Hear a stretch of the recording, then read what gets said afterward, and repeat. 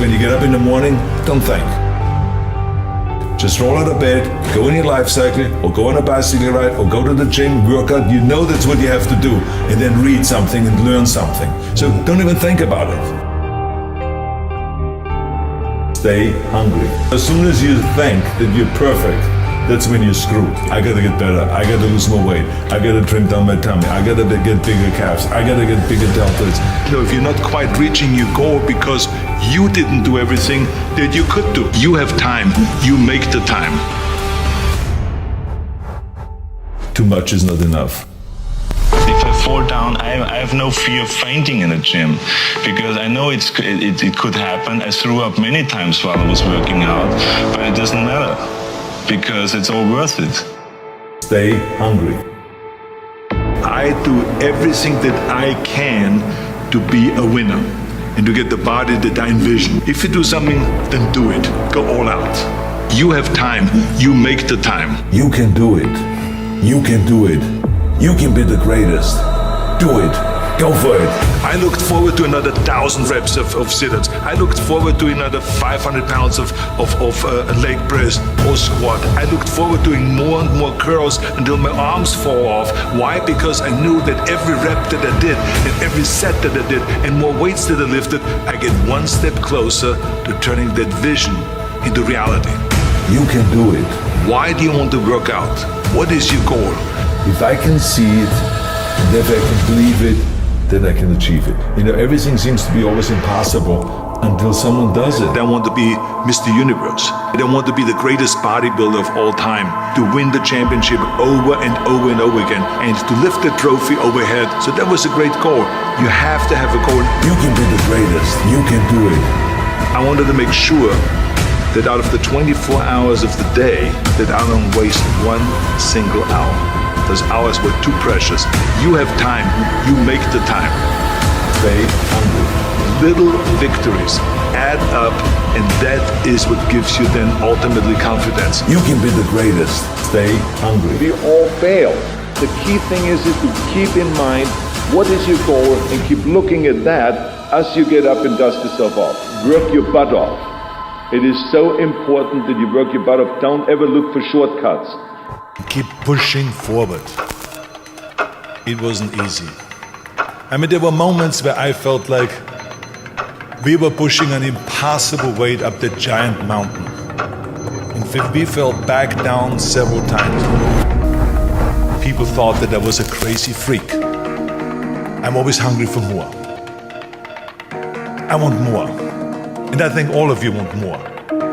I believe that self-discipline is the definition of self-love. Of course, I've always believed in setting goals really high. I always like to set goals so high that the naysayers always say it's impossible. Let the dream destroy you. Let it strip you. Let it remake and mold you. Don't be afraid. Millennials are stuck with degrees that are not usable and bills that they can't pay for. Middle America is frustrated because the jobs are gone and they don't seem to be coming back.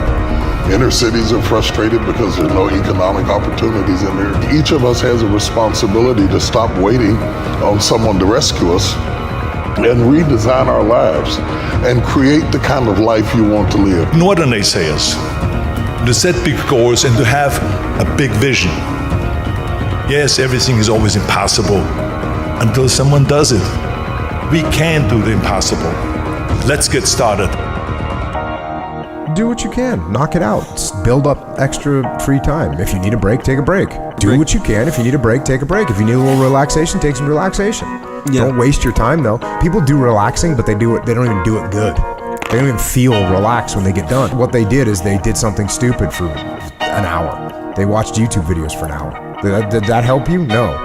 Go outside, go for a run, do some burpees, go surfing, go do some jiu-jitsu, play with your kids, whatever. Do something that actually has some value.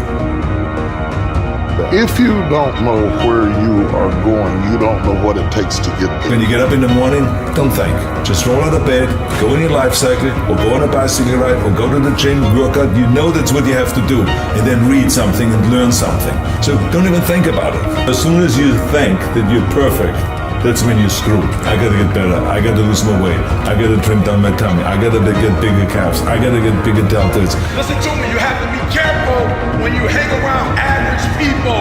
All they want to do is tell you what they can't do, and that's okay. That they can't do it, but that has absolutely nothing to do with us. We can go from being homeless and high school dropouts to having PhDs, writing books, and becoming the voice of a generation. We can do whatever we believe we can do, and we don't need anybody's permission to do it but ours. So if you're not quite reaching your goal because you didn't do everything that you could do, you have time, you make the time.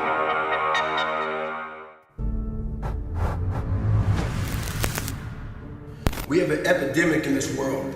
If you don't fix this, you will be a bitch for the rest of your life.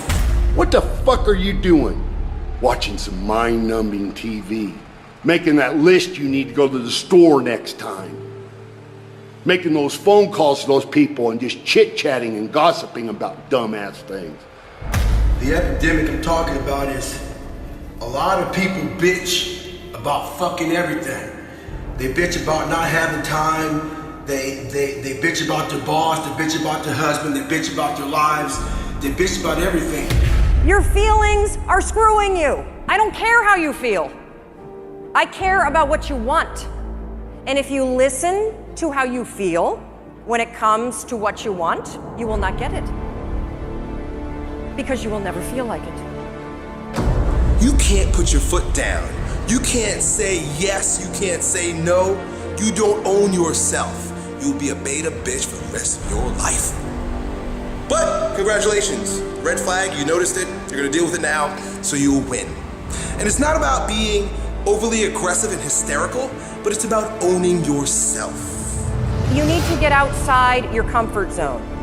It's not about taking risks, it's about getting outside your comfort zone. Those first 3 seconds when you push yourself out of bed, they blow. But once you're up, it's great. Mr. Resistance will be there every morning. Morning, noon, and night. And while you are sleeping, riding your ass, kicking your ass, unless you turn around and you start throwing punches. We bitch about everything in life, but we do nothing about it. Very few people do anything about it. I'm fat, I'm out of shape, all these fucking things. What the fuck are you doing about it? You gotta take action in your life. You gotta stop bitching. You gotta start find a solution to your fucking problem. Don't be the problem. Take action. For every action, there's an opposite reaction. If all you do is bitch, nothing's gonna happen in your life. Take action, take control, stay hard. You've got to get comfortable in getting uncomfortable. And the minute that discomfort begins to rule you, you are no longer in control. Now the circumstances are. So put yourself purposefully in uncomfortable situations. Then go back to the gym. Because really that's the battleground for you right now. Then go back to the gym. After you've exerted your courage in these particular ways, no one can teach you virtue. See, I think Aristotle once said this, no virtue is developed in a vacuum. Essentially, no virtue is developed in the absence of the practice, the expression. You gotta do the thing to have the power, Ralph Waldo Emerson. You gotta do the thing to have the power. So don't go read a book about virtues. Don't go read a book about courage. Don't ask any more questions. Don't send me any more questions. Or ask another YouTuber. Don't read about it. Don't think about it. Don't talk about it with your friends.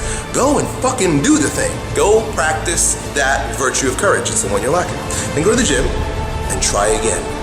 Go out there, take no prisoners, have no regrets, have no fear. Lay it all out on the line. If you think real strength is in this right here, in your muscles, in your bones, your fucking genetics, if you think that's where real strength lies, you are sadly mistaken. Sadly mistaken. Look, you only get this life once. And you only get certain opportunities once. And at the age that you are right now, and I know a lot of you are sort of in this age bracket, somewhere where you're graduating from high school, graduating from college, getting on with your life. If you don't develop certain character virtues, it's going to be difficult. It's going to be more difficult later on to do it because now you're in the quote-unquote real world. How do you get to the gym every day? How do you change your diet? How do you overcome fear of failure, or fear of success, or fear of fear itself? Believing in yourself is the first secret to success. You have to find your inner passion. The thing that wakes you up in the morning, the thing that you think about all day, the thing that you wish you were getting paid for. Once you find it, you need to believe you can do it. Could I become committed to the process of what I was doing without being emotionally attached to the results of what I was doing? In other words, if I didn't get what I thought I was going to get, can I still show up and be just as dedicated, just as committed, and just as on fire as I was at day one?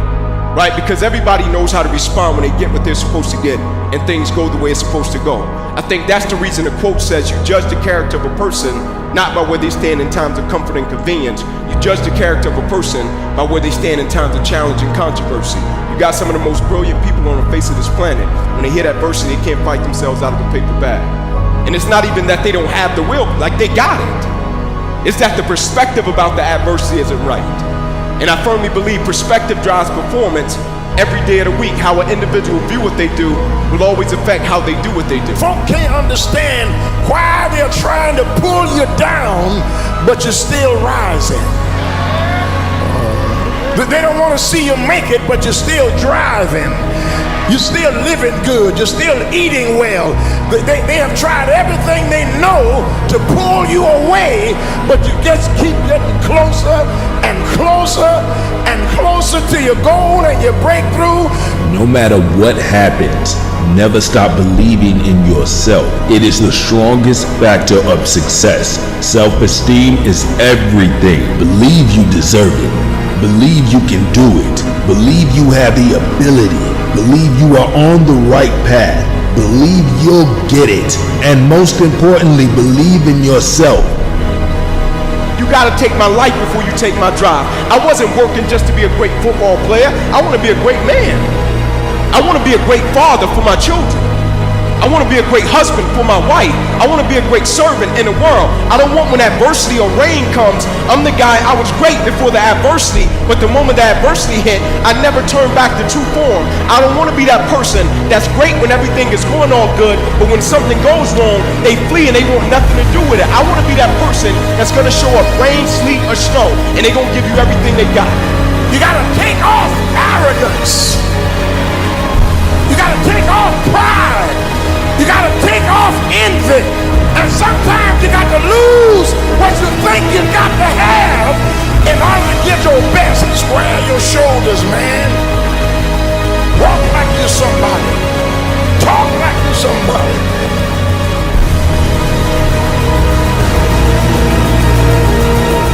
You see, my dreams and ambitions are what drive me. They keep me moving in a direction. Motivation gets me there faster. You see, you can look for outside motivation, but this won't sustain you unless you have an inner desire. You don't know how close you are to success, so why stop now? You've come so far, so why give in now? You are a champion. We're just waiting for your time to shine. Keep pushing, the same as you've always been doing. You should never give up on something you can't go a day without thinking about. Don't quit on your passion. Don't give up on your dreams. You are the only person who can bring them to life.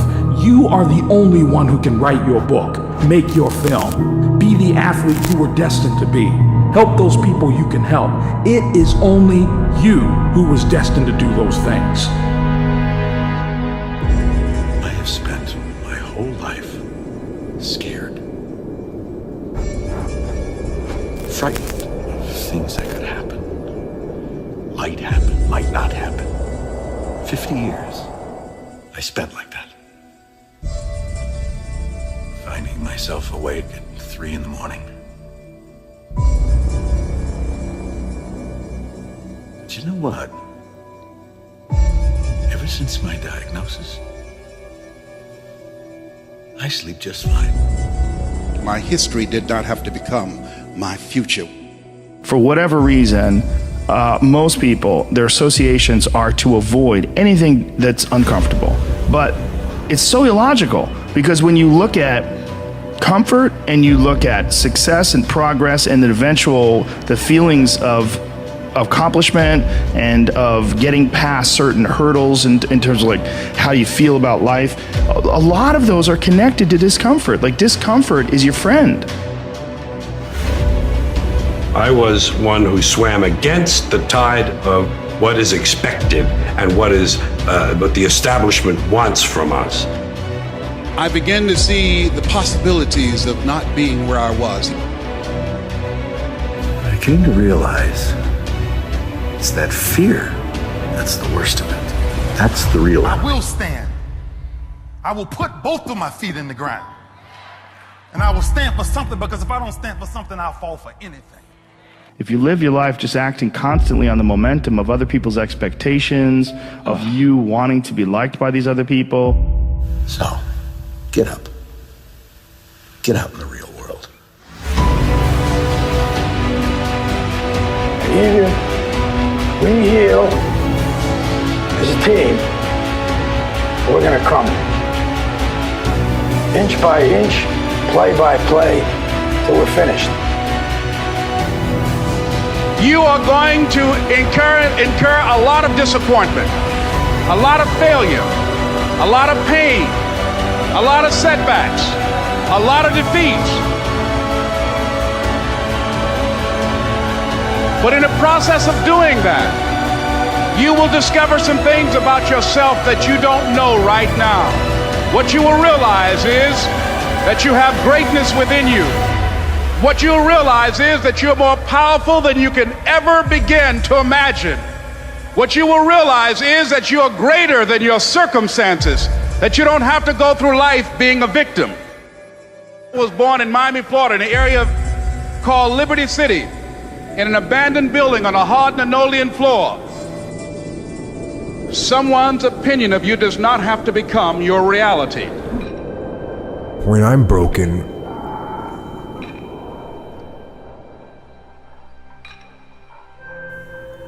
I relish it.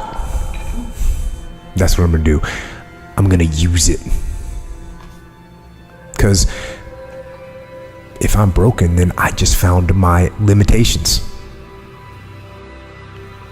And until I know what my limitations are, how can I push them? How can I get better?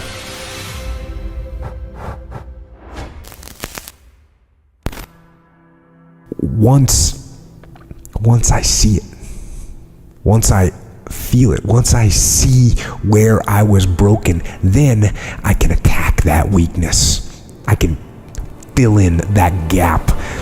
Some of you have dreams and visions and businesses and ideas and concepts, and they're beautiful, but until you pay the sacrifice, I swear you can't have success where you have not had sacrifice. I swear you won't get it just because you want it, but just because you think you're worth it. You will succeed in the areas and to the degree of your sacrifice. You never say no. You never say it can't get done. Don't you ever say out your mouth it can't get done. Even if you feel in your heart it can't get done, you don't say it out loud. You let the broke folks say that. I can reinforce that breach. You let the folks they firing first say that. You always say it can get done. Can be the mark of victory or it can be the mark of defeat. You can't let anything stop you from doing what you were called to do. Listen to me, you have to be careful when you hang around average people. All they're going to do is tell you what they can't do, and that's okay that they can't do it, but that has absolutely nothing to do with us. We can go from being homeless and high school dropouts to having PhDs, writing books, and becoming the voice of a generation. We can do whatever we believe we can do, and we don't need anybody's permission to do it but ours. All right? Great, listen to me, and I don't owe anybody an apology. I am phenomenal, and I don't owe anybody an apology. I am going to do great things, and I don't owe anybody an apology. I was created to be great. I was created to do great things. I was created to have great things, and I will no longer ask others for their permission. In order for us to have and be and do everything we were born to do is, number one, we have to kill the noise. We have to stop going to other people and looking to other people for their permission to do what only we can do. Nowadays, it's very easy to be a coward. Why? We got Instagram and The problem our young people are having is that they live on social media. And social media only shows you success. So, I get an email the other day. This young man wants to be a ranger, but he's afraid to go to ranger school. Not because how hard the training is, but because he's afraid if he fails, what people are going to say by judging him. One thing in life, this applies to everything in life. Anytime you move from being normal to trying to be exceptional, people aren't going to like that. Those normal people, it makes them feel like this, so they're going to judge you. Most folks don't tell you to your face. They go online, they post about like cowards. Don't let cowards get in your fucking head. One of the things that we know about life is that it is always changing. Sometimes you're up, sometimes you're down. Sometimes things go real well, and sometimes they don't. Sometimes you're happy, and sometimes you're sad. Now that's that thing called life. People who live on social media live on the mountains of your life. But then when they cut off social media and they find the dip, then they get depressed because my life doesn't look like your picture.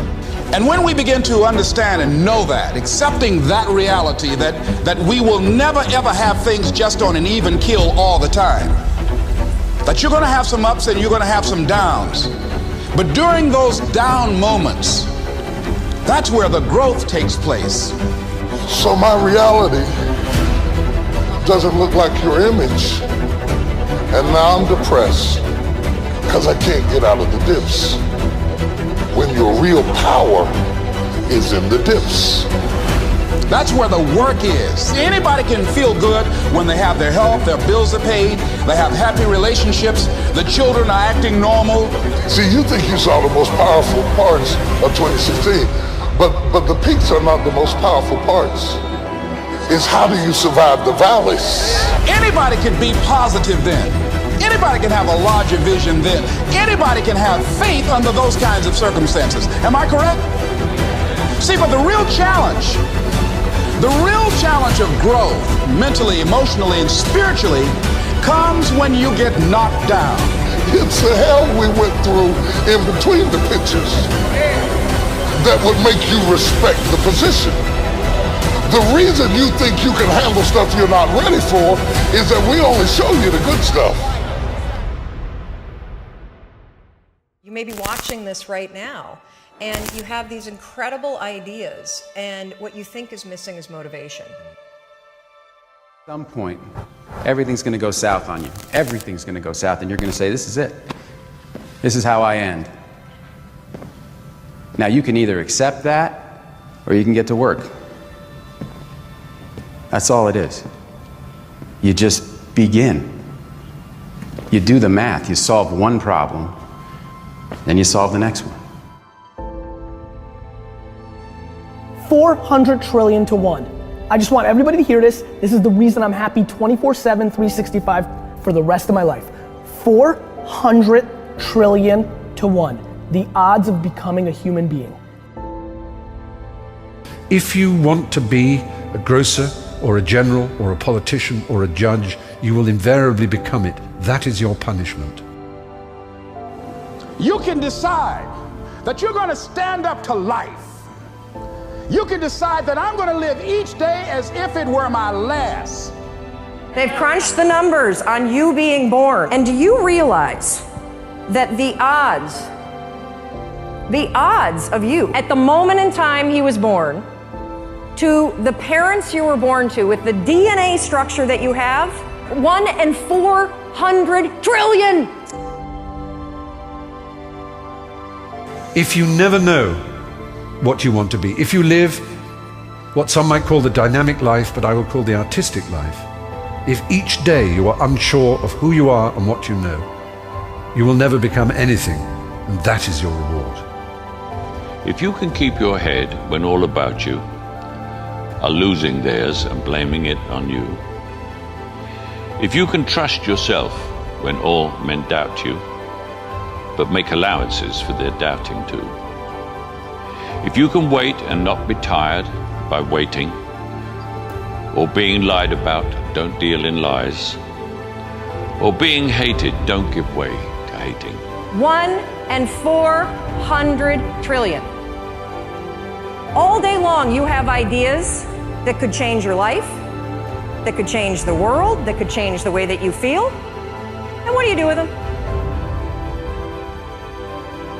Things we've worked the hardest for, we value the most. So I think, you know, the purpose of a goal is not getting it anyway. The purpose of a goal, you know, is who you become. Who you become is going to make you happy or it's going to make you sad. So I'm not looking for an effortless approach. It's too late to be scared. Not had an encouraging bloody word, a real encouraging word in their entire life. It just takes a little bit of encouragement and care so that they're willing to set themselves straight to some degree and start trying. It's just a catastrophe that's so rare in their lives. That if you're doing something that you're not totally committed to, if you're doing something that you're not totally passionate about, you're compromising yourself every day. Some people want to do ultra races. They're starting to PR during training. Some people want to be a lawyer or a medical student, so they're taking these practice tests. But guess what happens? Once you get to the actual event, your mind isn't ready. Your mind's not prepared. You've been studying, you've been training, you've been working out, but your mind's not prepared.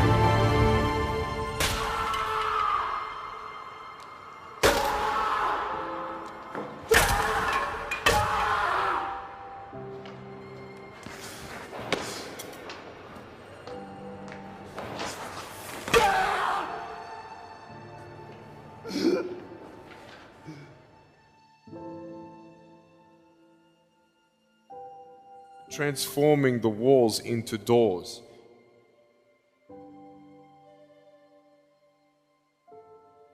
Changing obstacles into opportunities. By the time that they closed the second restaurant, it was an $800,000 loss. Ooh. I mean, that meant our entire home equity line gone. Right. It meant kids' college. I get just choked up just thinking about how terrifying it was. And so I found myself at the age of 41, like, just feeling like a complete failure. Because the way that our minds are wired, and the fact about human beings is that we are not designed to do things that are uncomfortable or scary or difficult. Our brains are designed to protect us from those things because our brains are trying to keep us alive. And in order to change, in order to build a business, in order to be the best parent, the best spouse, to do all those things that you know you want to do with your life, with your work, with your dreams, you're going to have to do things that are difficult, uncertain, or scary, which sets up this problem for all of us. You're never going to feel like it. Motivation's garbage. You only feel motivated to do the things that are easy, right? And at some point, I think we all hit that moment in life where things just are not going how you thought they would go. And what's amazing about those moments is we all respond very differently. I believe desire and will to win is everything. I don't know why I'm like I am, but my butt's always burning. There's always something say, Art, dadgummit, you're supposed to go for it. Art, dadgummit, you're supposed to be somebody. You're supposed to make a difference with your life. What does the $500,000 a year person do? The $50,000 a year person doesn't do. You look at the outside and study those two individuals, everything seems to be the same. They both are the same sex, they both are the same age, they have the same training, the same positions, the same contract, the same fringe benefits. They both are successful, they work hard, they're good family people, make tough commitments. But what's the difference? What does the $500,000 a year person do the $50,000 a year person doesn't do? He pays the price and a little bit more. He works hard and a little bit more. He's loyal to the company and a little bit more. He believes in a little bit more. He makes money and a little bit more. He saves money and a little bit more. If you want to win in these United States, you got to be tough and you can't quit.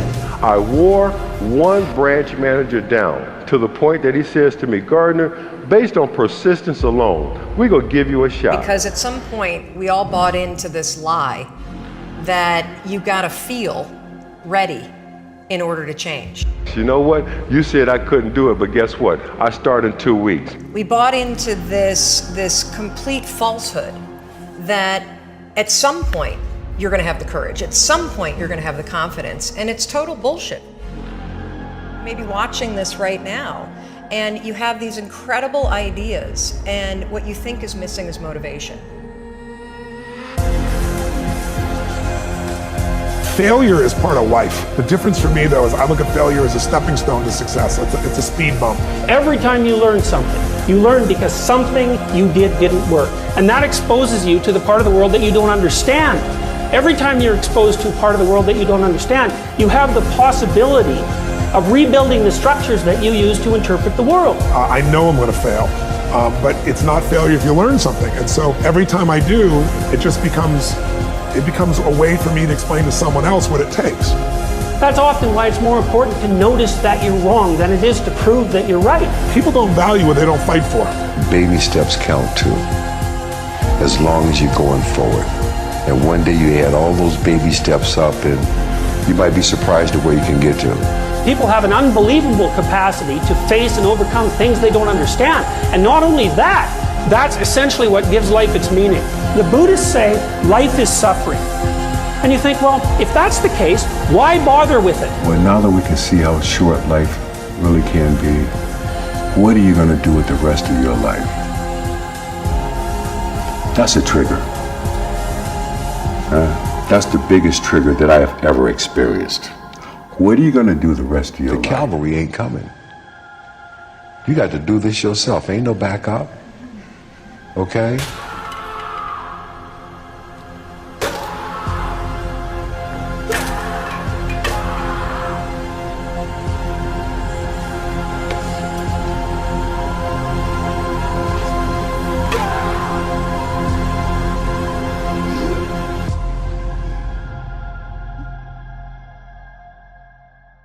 Our minds are designed to stop you at all costs from doing anything that might hurt you. And the way that this all happens is it all starts with something super subtle that none of us ever catch. And that is with this habit that all of us have that nobody's talking about. We all have a habit of hesitating. We have an idea, you're sitting in a meeting, you have this incredible idea, and instead of just, saying it, you stop and you hesitate. Now, what none of us realize is that when you hesitate, just that moment, that micro moment, that small hesitation, it sends a stress signal to your brain. It wakes your brain up, and your brain all of a sudden goes, oh wait a minute, why is he hesitating? He didn't hesitate when he put on his killer spiky sneakers. He didn't hesitate with the really cool track pants. He didn't hesitate with the NASA t-shirt. Now he's hesitating to talk, something must be up. So then your brain goes to work to protect you. It has a million different ways to protect you. One of them is called the spotlight effect. It's a known phenomenon where your brain magnifies risk. Why? To pull you away from something that it perceives to be a problem. And so you can truly trace every single problem or complaint in your life to silence and hesitation.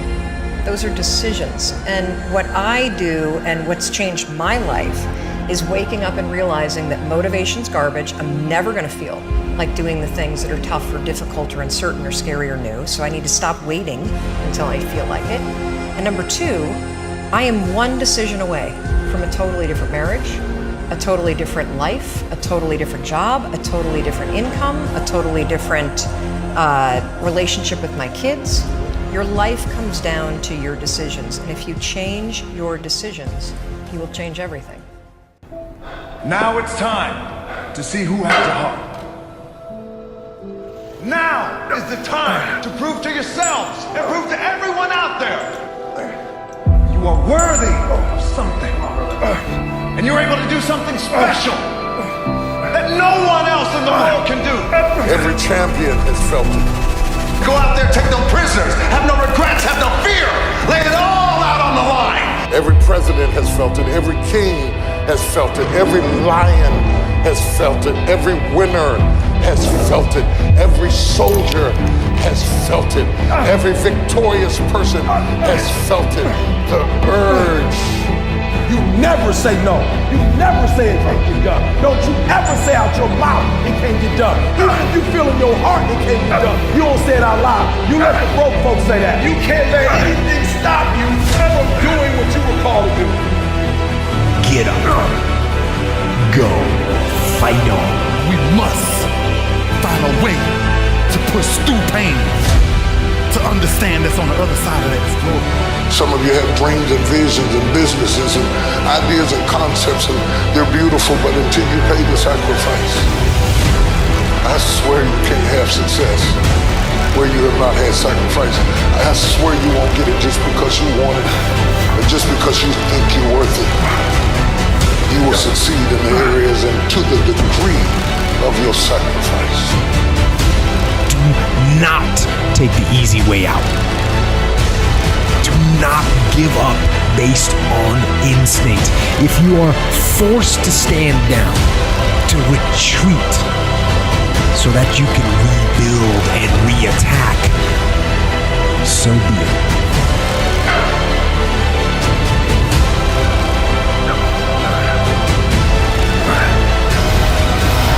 I don't care if you don't have the money, you don't have the help, and you don't have the family for it, and you don't have the background for it, and you don't have the friends for it.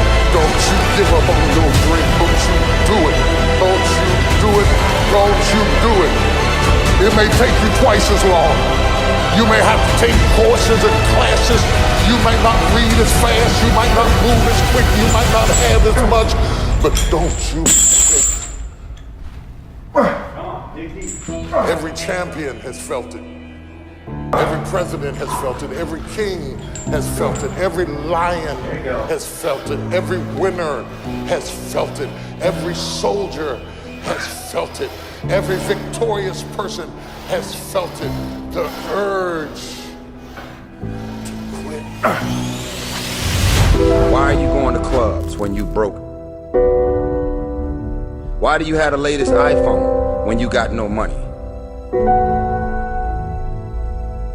Move the needle forward. Do something to self-help education instead of like, you know what? I'm just gonna live my life freeloading and coming up off of everybody else.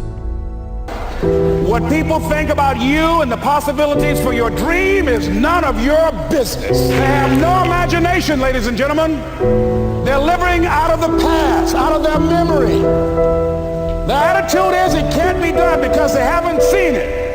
They're judging according to appearances. The people that are going to make it in the future, the people that are making it today, let me share something with you. History is being read, but it's also being written by people with imagination. I want y'all to understand. Never, ever allow anybody to make you feel bad about being so blessed. When you work your ass off to live your life and lifestyle. Feed your kids, feed your family. Be there for people when they need you the most. Watch folk who don't like you.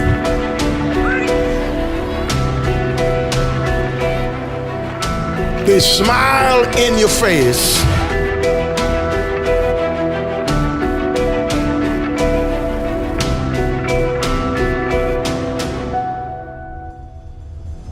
They're backstabbing. While other people are giving up, feeling like victims, feeling powerless, becoming negative, turning on each other rather than to each other, feeling that they can't make it. Be ye not conformed to this world, but be ye transformed by the renewing of your mind with the mindset of that it's possible. I can create a new life, and it's necessary that I become actively involved in becoming a positive force in my life and on the planet. And it's me, yes, it's you, pulling together, working together to create this brand new future. And it's going to be hard. Easy is not an option. But if it's hard, we will do it hard. Whatever is required to snatch victory from the jaws of defeat. It's worth it, yes. It's worth whatever we have to do. And once we know that, it is done. It is done. It is done. You gotta create that new norm. That has to be your lifestyle. You are the master of your own mind. Create that masterpiece. Be proud of yourself at the very end of it all. We've kind of lost touch with the cultural narratives around death that gave it some meaning. So now when it happens, it's just this absurd, scary thing that we don't know what to do with. The only narrative we have absorbed, I guess, is that of the brave battle that someone's fighting. If you're going to try, go all the way. Otherwise, don't even start. That this is when we can bring our, if we have the opportunity to bring our stories to some kind of ending. Watch a film or read a book. That final scene makes sense of everything that's happened before. This doesn't happen in life. Author of our stories more than at any point before death. If you're going to try, go all the way. This could mean losing girlfriends, wives, relatives, jobs, and maybe your mind.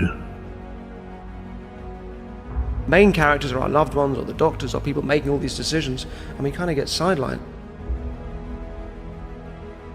Go all the way. It could mean not eating for 3 or 4 days. It could mean freezing on a park bench. It could mean jail. It could mean derision, mockery, isolation. Isolation is the gift. It's not okay for you to be weak, loser. It's not okay. And the reason it's not okay is because you could be way more than that. And it's a crime, an ethical crime, for you to allow all that necessary potential to go to waste. It hurts you, it hurts your family, it hurts the world. Really, really, it does.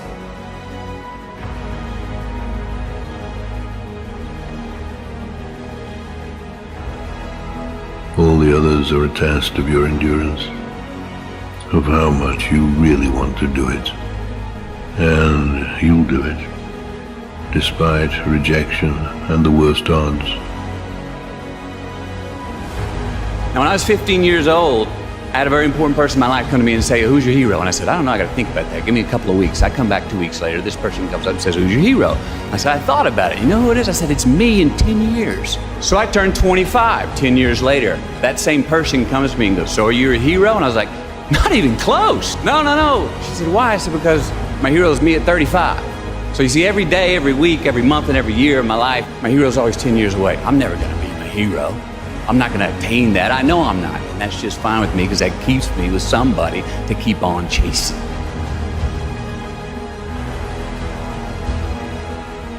The only person I could really hold accountable was myself. And the second I stopped blaming people and blaming myself, I changed. It will be better than anything else you can imagine. If you're going to try, go all the way. There is no other feeling like that.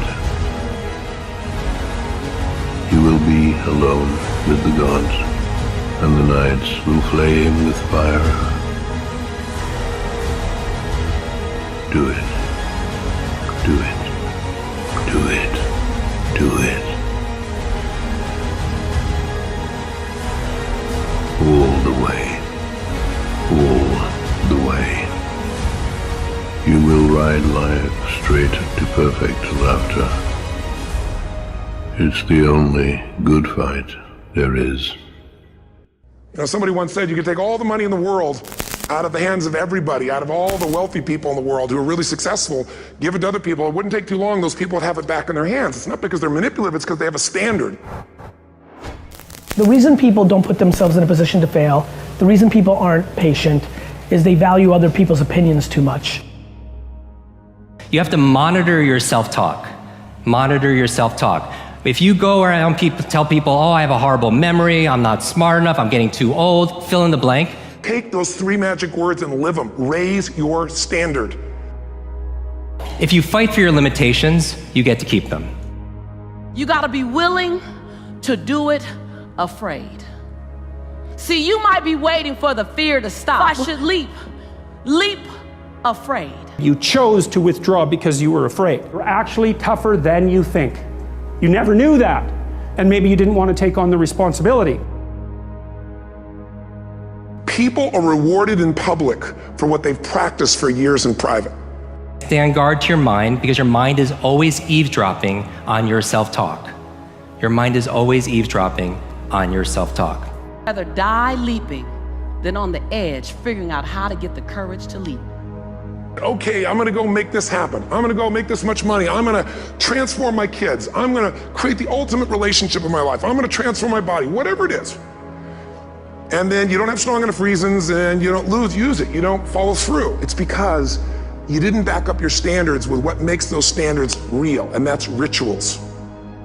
You constantly remind yourself, after every defeat, after every setback, every time you get knocked down, I've got a saying, if life knocks you down, try and land on your back, because if you can look up, you can get up. See, a lot of people, because of failure, they stop believing. Let me share something with you. You will fail your way to success. So many times we're waiting. I'm waiting. 8 out of 10 millionaires have been financially bankrupt. You will fail your way to success. It doesn't matter how many times you fail. It doesn't matter how many times people tell you that you can't do it. It doesn't matter if you don't have a dime in the bank. You will fail your way to success. What's the standard they hold themselves to? And then what are all those little rituals that add up? Because think about it. Success and failure are not giant events. They don't just show up. You don't just suddenly become successful or suddenly have this cataclysmic event that makes you fail. It may look that way, but failure comes from all the little things. You're just kind of waiting. You're waiting to get everything in order.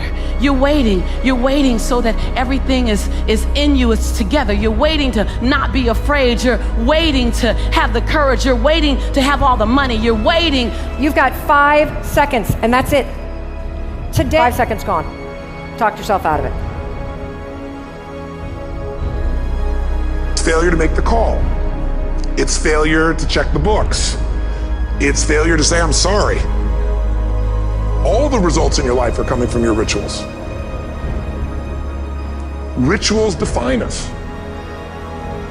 Knowing that you're never going to feel like doing all the work that it takes to have this business be everything that it possibly could. And all those little failures day after day come together until one day some cataclysmic event happens and you blame that. That event happened because you missed all the little stuff. And when you want to do it right and you want to wait till you're not afraid and you want to wait till you have it all together, oh, you made it about you. Again. See, Nelson Mandela did it. He just did it not knowing if it were right. Mahatma Gandhi just did it not knowing if it were right. Mother Teresa just did it not looking for affirmation or confirmation. Is this right? Martin Luther King did it not even knowing if it would happen before his life ended. What are you waiting on? Are you willing to do it afraid? Are you willing to do it knowing that you got so much work to do to get it better, to get it more perfect? But are you willing to do it inside your imperfection? Do you realize that in your imperfection, you're perfect for the job? Little bite-sized steps. Little things you do each day that after you do them, you get so much momentum that it's easy to succeed. You're not overwhelmed. You have these victory day after day after day on little things. The brain is going to screw you over. The brain is going to go into autopilot. The brain is going to tell you it doesn't feel like doing things. Raise your standard. From the moment that you have the idea, from the second you have that idea, you've only got 5 seconds to take action. Otherwise, it's gone. There's only one rule when it comes to productivity. There's only one rule when it comes to success. There's only one rule to getting everything you've ever wanted. And here it is. You're never going to feel like it. Ever. in any area of your life that you don't have what you want, whether it's the amount of money, the amount of people on your team, the amount of sales, the amount of trips for your family, if you only did the things that you don't feel like doing, you'd have everything you've ever wanted. The cave you fear to enter holds the treasure you seek. You have these victory day after day after day on little things. If you went through Ultimate Edge, I'm sure you learned about the hour of power, or the 15 minutes to be able to be fulfilled, or 30 minutes to thrive, where you literally just condition your body and emotion with a couple little rituals.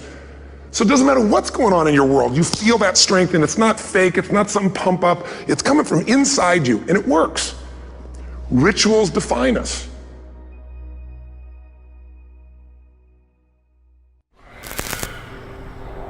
Every time I come back here to the islands, to Oahu, Honolulu, where we used to live, I always make sure that I take a day, I go by myself, and I go visit all my old haunts.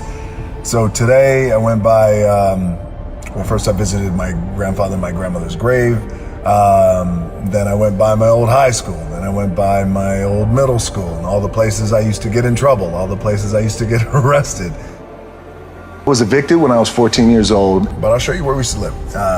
It's a 3-story apartment efficiency building, and I lived right there on the first floor. And then we were forced off the island of Hawaii to move, of all places, we had to move to Nashville. And we lived in a little motel, and I was trying to remain as positive as I could. And it's crazy because life is so ironic and so unpredictable, and that's the place where we were evicted from, and that's where we came home, and there was an eviction notice on the door, and we were forced to move off the island because we couldn't afford to pay the rent. Going through it, stay strong, keep pushing through, because again, on the other side is a little something better, because I'm living proof of that, because years later, I am sitting right outside your apartment. Get your ass kicked, you get back up, and you put the gloves back on, and you swing away. I slept in a bedroom. It was a 1-bedroom efficiency. I slept in a bedroom. My parents slept on a pull-out couch in the living room.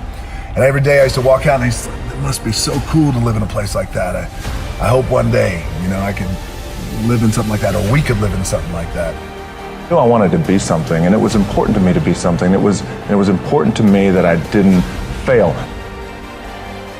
If you are out there and you're struggling, and a lot of you are, and you're struggling to make ends meet, struggling to pay the rent, when you go eat at a restaurant, you got to look at the prices first before you actually look at the selections.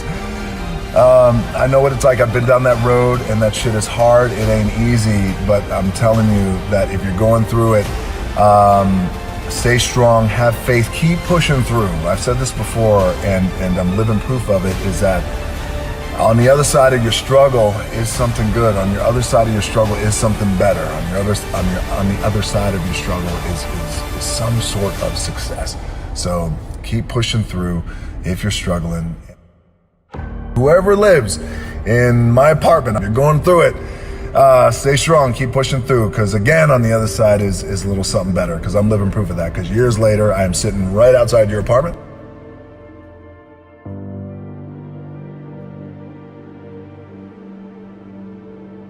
Well, when that didn't happen for me, I went up to the Canadian Football League. I played up there. Yeah.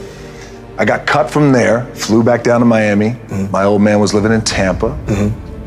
I called him at midnight when I landed. I said, you got to come get me. Mm-hmm. On the way back up to Tampa, I said, God damn, let me see how much money I got. I pulled out my wallet, I opened it up, I took out a 5, a 1, and change. Oh. And that's why we have $7, $7 per day.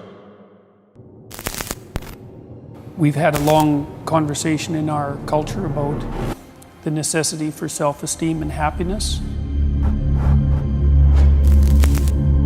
I tell my audiences and my readers very straightforwardly that life is difficult and that there's a lot of suffering in it, and that you have to learn how to conduct yourself in the face of that. The problem with the pursuit of happiness is that when life's storms come along, happiness disappears, and then you're left with nothing. And so you need to pursue something that's deeper than happiness. People say you have to have a lot of passion for what you're doing, and it's totally true. And the reason is because it's so hard that if you don't, any rational person would give up. And if happiness comes along, well then, hooray for you. You don't want to despise it because it's fleeting. To do it over a sustained period of time. So if you don't love it, if you're not having fun doing it and you don't really love it, you're going to give up. But it's much better to pursue things that are meaningful than things that make you happy. It's deeper and it orients you more appropriately and it keeps you centered in your own life. It makes you more useful for your family and your community. You look at the ones that ended up, being successful, unquote, in the eyes of society, and the ones that didn't. Oftentimes, it's the ones that are successful loved what they did so they could persevere when it got really tough. Who would want to put up with this stuff if you don't love it? It's a lot of hard work, and it's a lot of worrying constantly.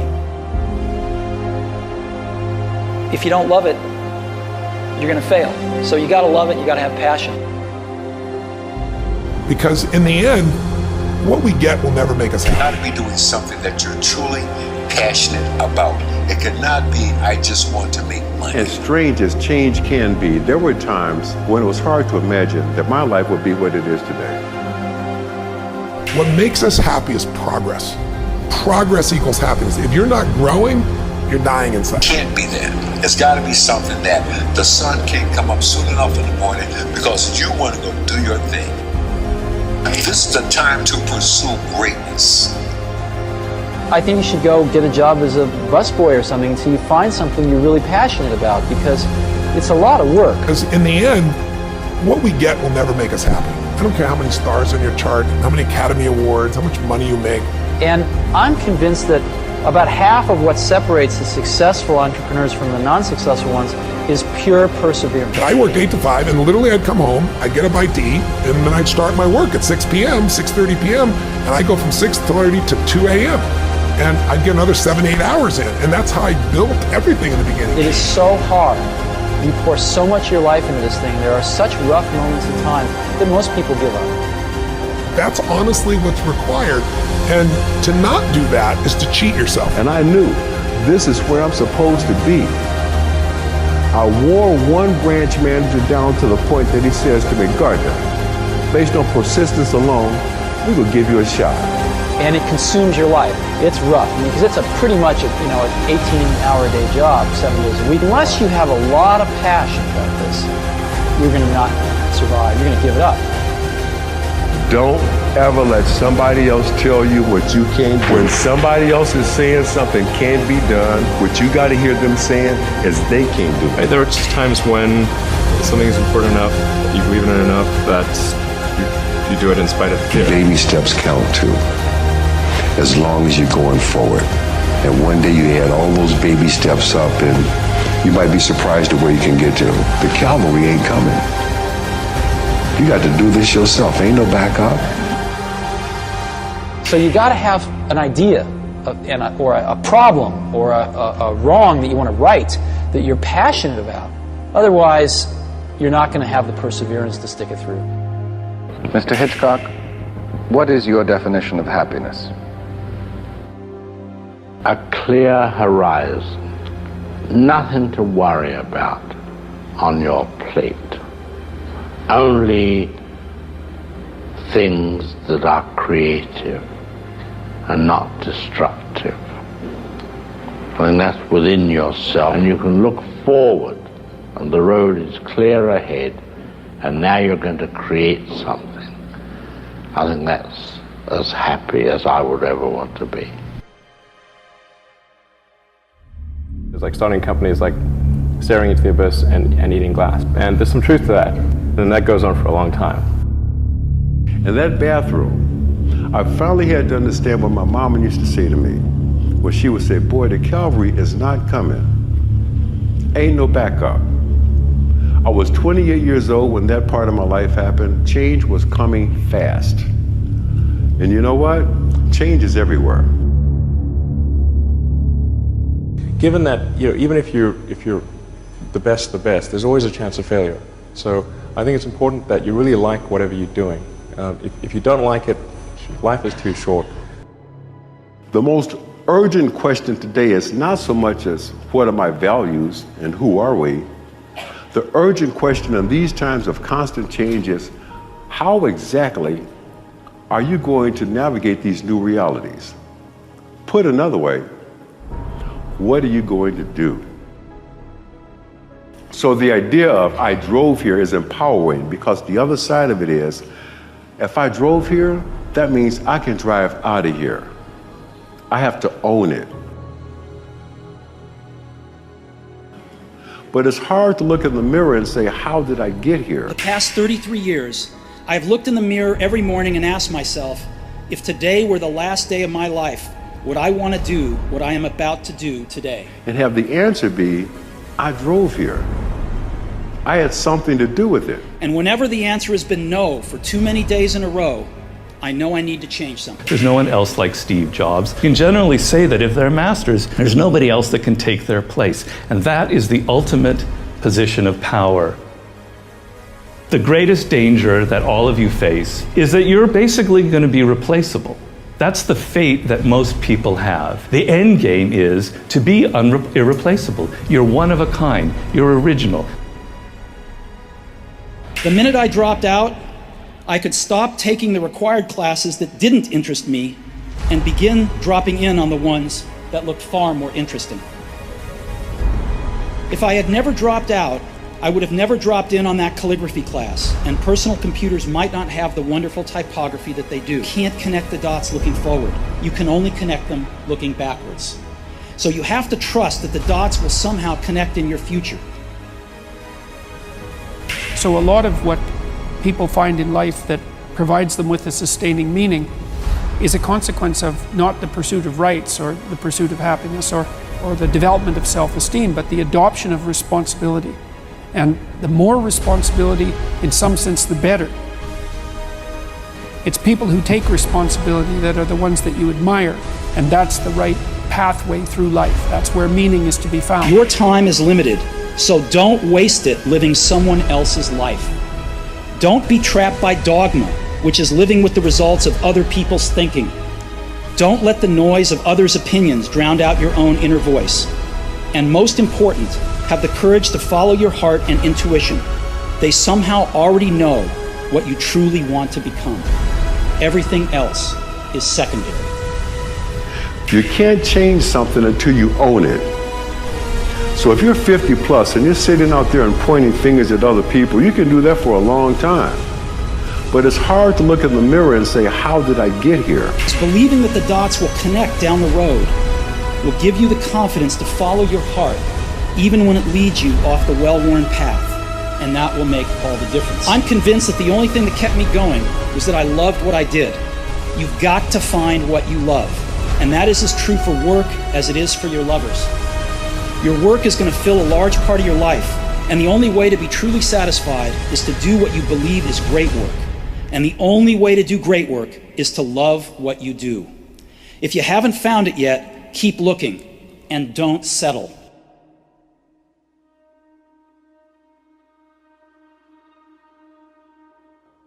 No one is supposed to live in here. No one is supposed to just spend extended periods of time in here. This is a public restroom. This is not a living space. But were it not for this space, there were some days we would have had no place else to go.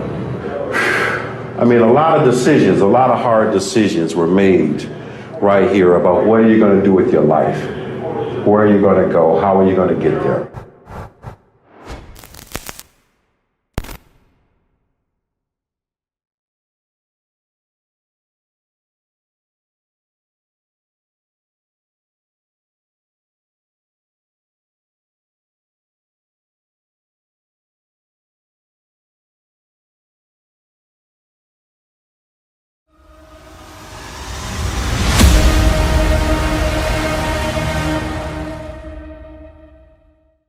When that alarm clock goes off, there's at least 50% of the time where you just, that soft little pillow is just caressing your head and you want to stay there. And it takes discipline to go, nope, I'm gonna get up out of this bed and I'm gonna do what I'm supposed to do. We all average probably about 5 hours of sleep. Work hard, sleep less. Tomorrow morning, when that alarm goes off and you start feeling all the excuses that come in and that bed is cozy, I know what you're saying, I love my bed too. and you then go 5, 4, 3, 2, 1, and you get up. That discipline that you have at that moment, you win that fight. That's a big victory. And then that pattern will carry out throughout the day, because once you're up, well, now that I'm up, I might as well go work out because I'm already up and I feel good that I got up out of bed and I won that battle. Let me go win another battle. I'm gonna go get it done. And that discipline carries on throughout the day. So now you take that and you expand that out over a week and a month, and you end up with more discipline. And it starts with that simple act of getting up and getting out of bed in the morning. I work out twice before everyone wakes up. So it started off 4 o'clock in the morning where I'd start with my cardio, then I'd have breakfast, and then I would go to the gym, and then I'd go to work. And I wake up at 4:30 in the morning because no one else is awake yet. So that gives me the opportunity to do things that I need to get done kind of selfishly for myself. And the big one in that category is working out. And it doesn't feel good at 4:30 when you get up, but by the time 7 o'clock rolls around and you've already worked out and you've already gotten some work done, and you've got some time to say goodbye to your kids before they go to school, it's infinitely better than sleeping in until 6:45 and you get out of bed and now you missed your kids going to school or whatever. You're not prepared for the day. It's awful. Wake up at the same time every day. And if you pick that time and you start waking up at the same time every day, that's very good for you. It doesn't have to be 4:30, it could be 6:30, it could be 7. I don't know what your personal schedule is. Find out a time, pick it, set it, stick to it. Look, everyone has a problem with time, but the day has 24 hours and we sleep 6. Now I know there's some out there that say, whoa, I need 8. Well, I say just sleep a little faster, because the bottom line is we have 6 hours of sleep, 24 hours are available, so you have 18 hours now available to your work, your family, your hobbies, and also to learn something new or to do something new, which could easily be that you want to learn a new language, to read a book every week, or you say, I'm gonna go and reshape my body. So you're gonna go and take this hour out of your schedule and say, I'm gonna train an hour every day. So this is, for most people, a huge challenge, but it is totally doable, I can tell them, because the kind of things that I did when I came to this country, I mean, I went to school, I was working in construction, I was working out my 5 hours a day. I was taking acting classes from 8 o'clock at night to 12 midnight. I was doing all of those things. I wanted to make sure that out of the 24 hours of the day, that I don't waste one single hour. Those hours were too precious. And so there I just want to tell people, don't give me this thing, I have a difficult time with the time and I don't have time for this and I don't have that.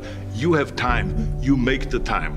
Sometimes, even if you're the most highly motivated person in the world, that grind starts to beat you down a little bit. And that's when you have to stop looking at the short-term thing, because that's not getting you to get it done. And you gotta look, okay, what is the long-term goal that I'm looking at? What am I really trying to get done in the long term? And you say, oh, you know what?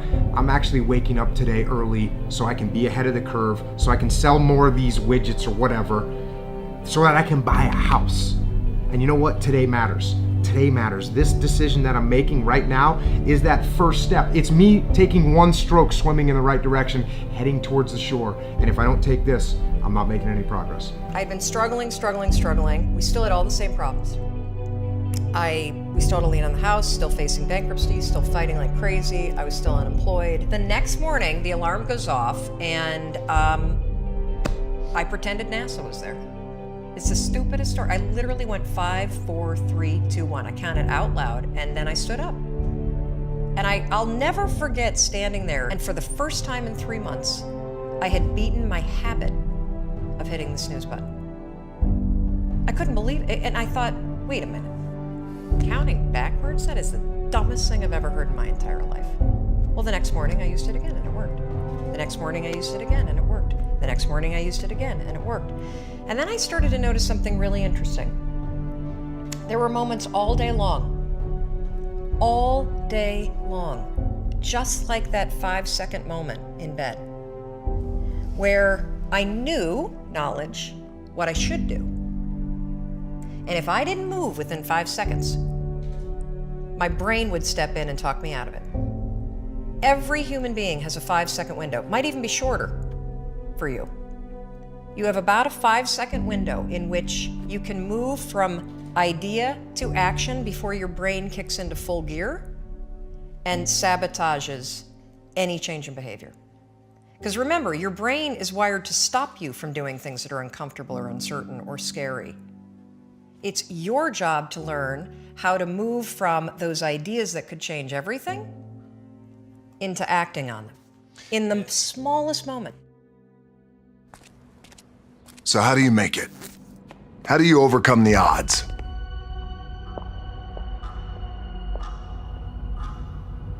I don't know what to say, really. 3 minutes to the biggest battle of our professional lives. All comes down to today. We're in hell right now, gentlemen. Believe me. And we can stay here, get the shit kicked out of us, or we can fight our way back into the light. We can climb out of hell. Or you could be like me. Dream of pro football, get hurt, dream over. Find yourself with just $7 in your pocket. So how did I get here? By being the hardest worker in the room. Now it's time to see who has the heart. Now is the time to prove to yourselves and prove to everyone out there you are somebody. You are worthy of something. And you're able to do something special that no one else in the world can do. Are you ready to go out there and take what's yours? Yeah! What you worked hard for? Yeah! All of us in life have things we want. We don't get what we want. We get what we have to have. We all get what we tolerate in ourselves and other people. But when you're no longer willing to tolerate something, that's when your life changes. Everyone in the world has a list of things they think they should do. I should lose weight. I should work out. I should spend more time with my kids. I should work harder. I should make more calls. I should. And then you know what? People don't do their shoulds and they get mad at themselves. They beat themselves up about it. What changes people is when your should becomes a must. When suddenly the thing you said should happen has to happen. That's when human beings change. It's like if you want to take the island and you're the head of the army and you want to take the island, the most powerful way to take the island is burn the boats. Because if there's no way to go back, it's amazing what happens when it's a must to do something versus a should. That's what makes human beings succeed.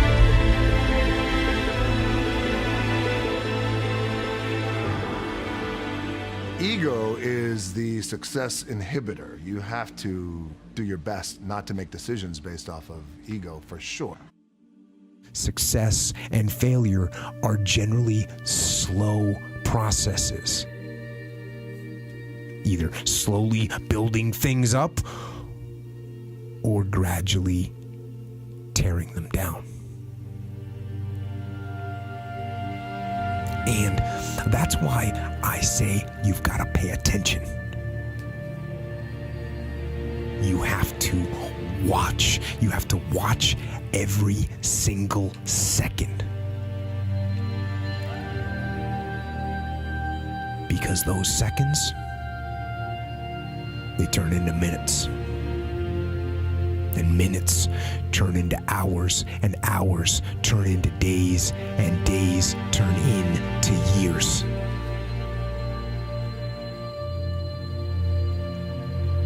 And so, that second that just went by, that counted. And so did that second. And so did that one. And in those precious seconds, you are either building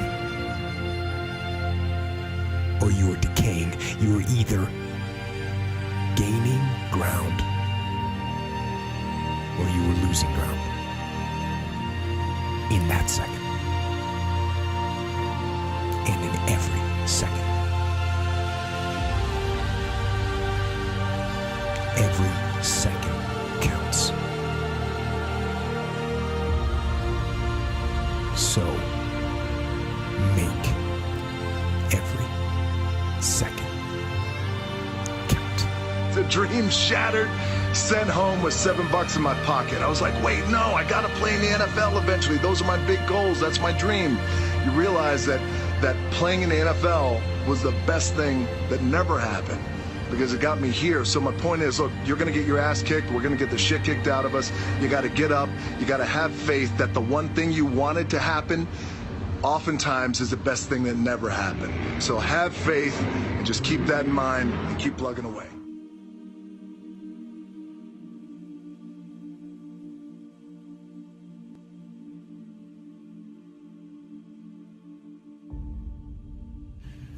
It's another early morning. Every morning, every day of our lives, we have choices to make. You have the choice to stay in bed, to say, forget it, I'm not gonna work out today, or forget it, I'm not gonna work hard today. You always have a choice every single day of your life. So, done today. No one cares what you did yesterday. You gotta change your dialogue. Yeah, I used to be mentality doesn't work. What have you done today to better yourself? Today's another day. Today's another day that I'm faced with another choice to make. So I'm making the choice again to put my shoes on early in the morning and get active again. Make the right decision. Well, some of you read that I think about when it's hot outside, that it's sunny and 70. Well, it's fucking not today. It's the reality. It's about 90 degrees and 100% humidity. But who gives a shit? That being said, September 3rd, I had to have my book turned in. And what I realized, I'm reading this book a lot, but I realized I wasn't born this motherfucker. I made him.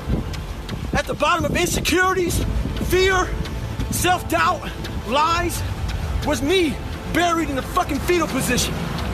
How I got out of that was recognizing it, being honest with it, being truthful with it, and then fixing it. We like to live on social media with lies about ourselves, how great we are. Get to the source and fix the problem.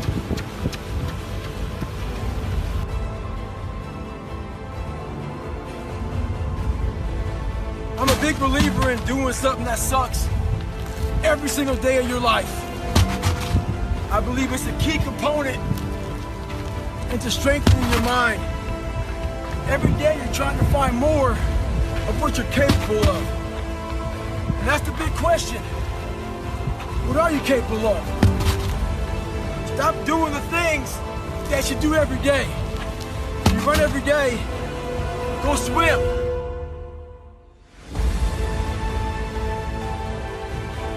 Flipping a towel, one tire for a mile. It'll definitely build something. So, I'm all about callousing the mind. Do something that sucks.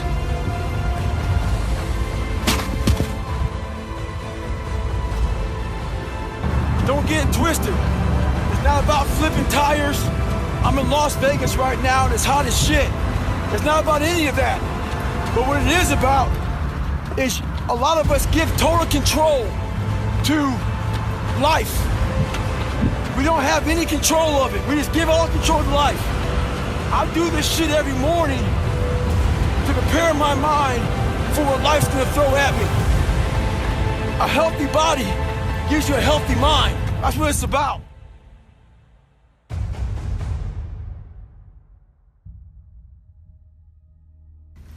So I just got back from a long run, and what I realized for myself and for a lot of people is that life is one big tug of war between mediocrity and trying to find your best self.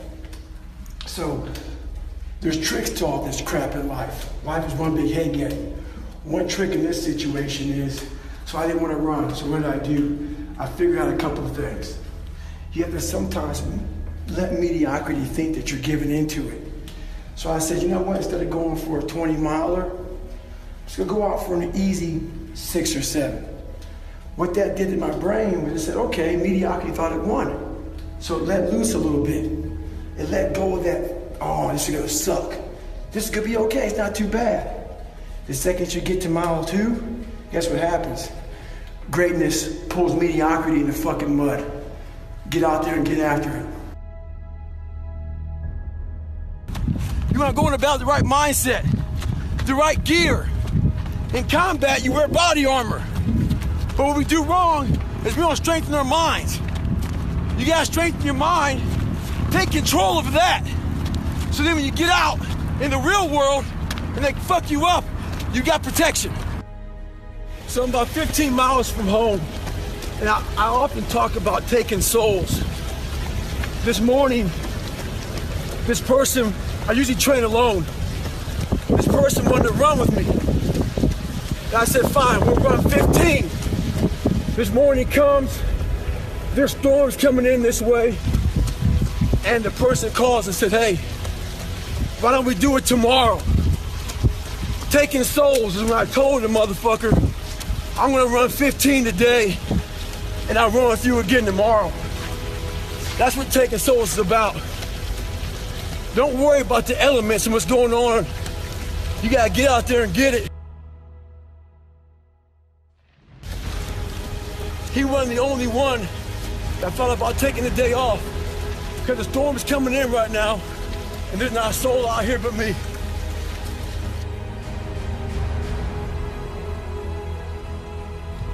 If you want to get better, do the shit that no one else wants to do. Do the shit that no one else is even thinking about doing. At the end of the day, hard work may not be enough. You still may fail. Just stay at it and go at it.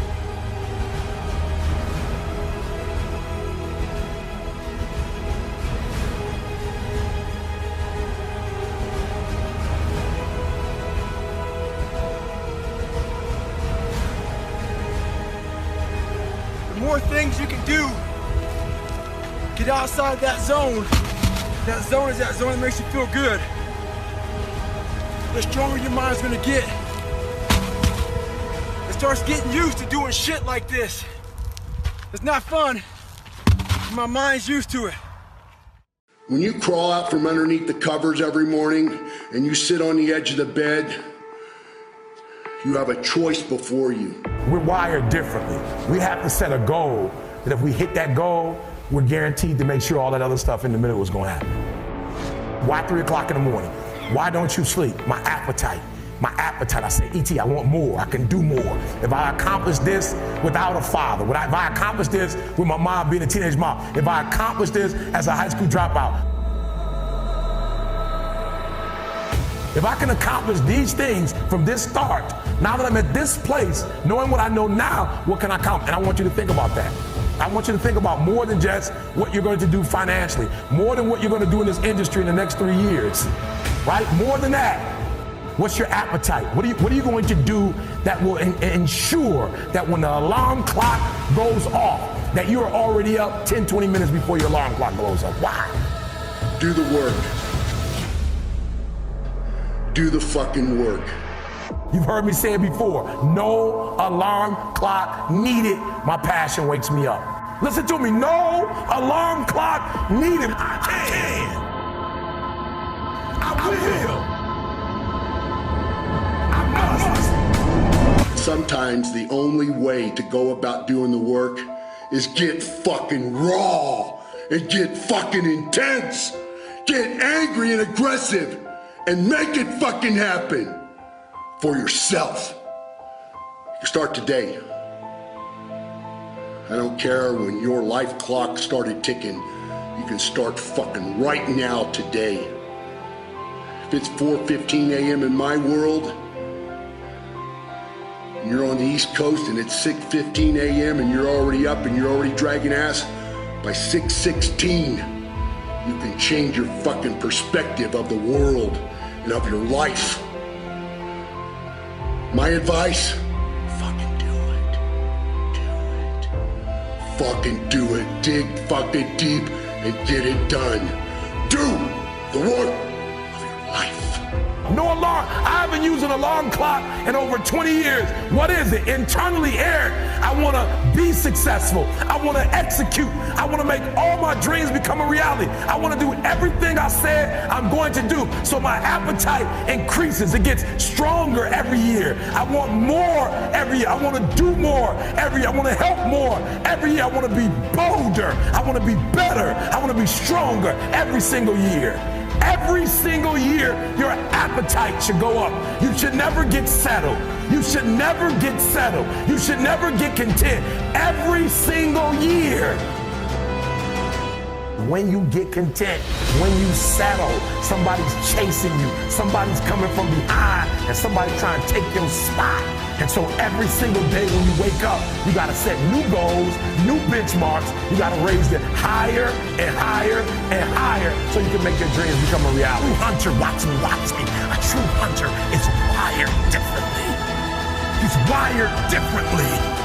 Doesn't have the same makeup. Listen to me, what makes a gazelle is how he's wired. What makes a lion a lion? Okay, let me explain to you.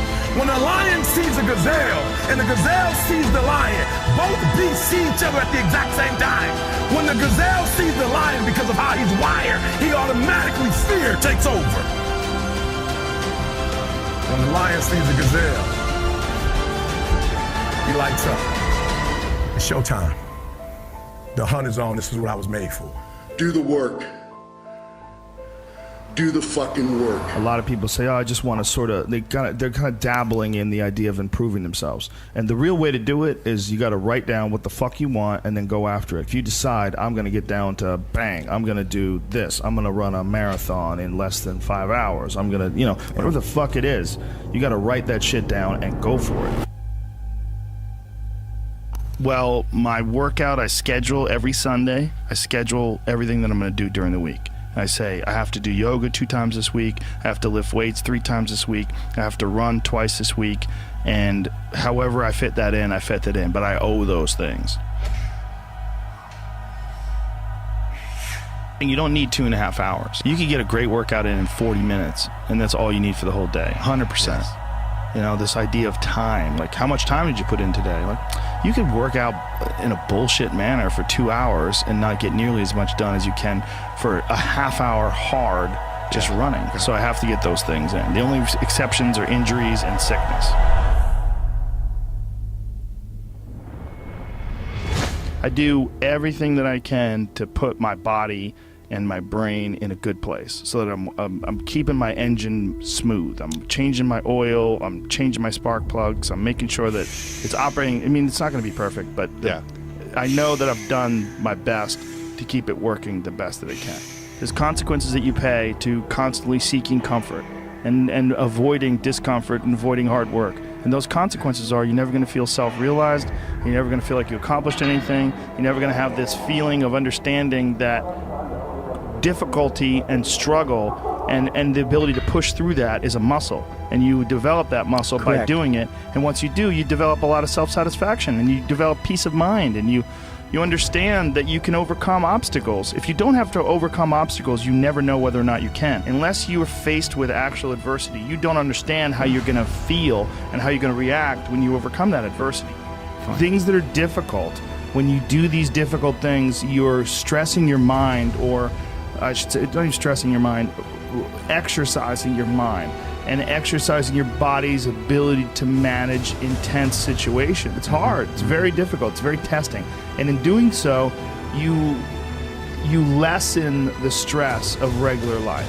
The more stressful situations that I experience, the more I understand what they are and the more I can relax.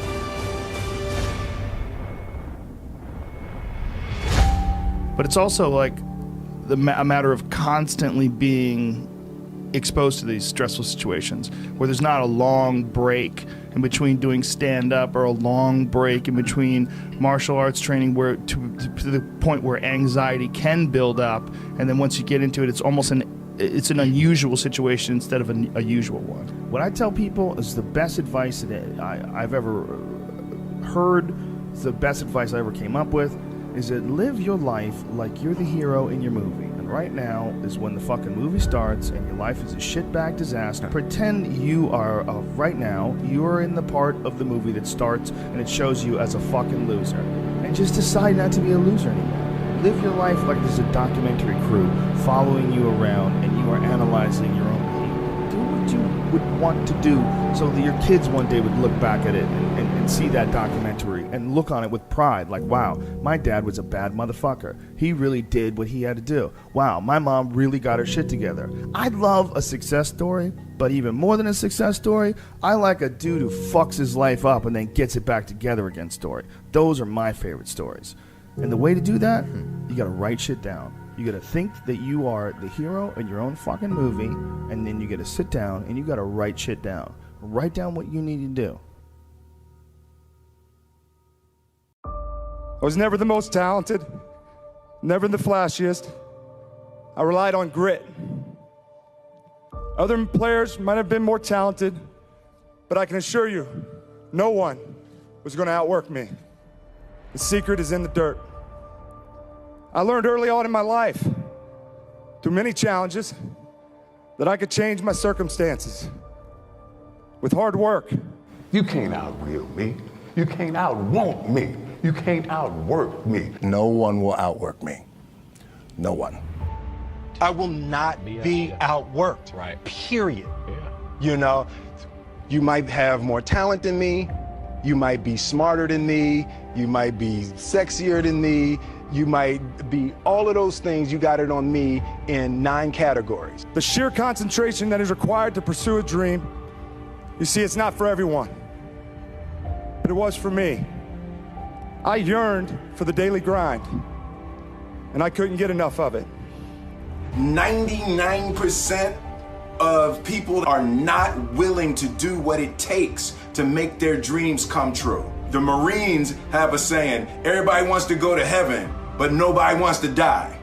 And that's just real. At the center of bringing any dream into fruition is self-discipline. Self-discipline is the center of all material success. You cannot win the war against the world if you can't win the war against your own mind. Work.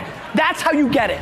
The work pays. Hard work pays, and I put in the work, and that's why I'm sitting at the top. I put it all on the line. I show up. I perform, and I get the results from that. That ability to get myself up in the morning, no matter how tired I was, to push myself through those pain barriers. The bridge between reality and a dream is work. A focus on the work. I show up and I work and I work and I work and I work.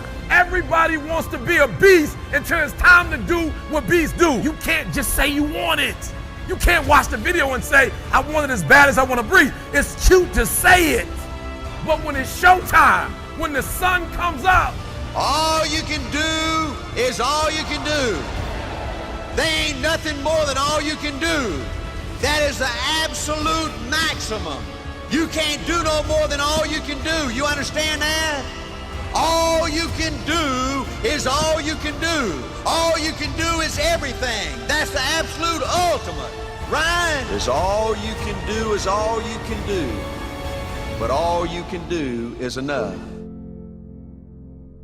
The only thing that you can control that influences success in life is how hard you work, how honest you are, and how well you deal with others. You can control those variables. You can't control how lucky you are, although the more you work, the luckier you get. You have no influence on the intellectual capabilities that God did or did not give you, but you can work as hard as possible. You can be scrupulously honest so that people respect you, and you can get along with others because nobody does anything by themselves. Did you have to pay a price, though? You personally? Well, I think that everything is an either-or. There is a price in everything. You can study or you can go out and play. You can defer to others or you can try to hog the credit. You can be honest and suffer the consequences, or you can lie, cheat, and steal, and short-term, maybe even advance. But long-term, you are better off if you work harder, you are better off if you're honest, and you are better off if you give others credit and get them to help you by helping them.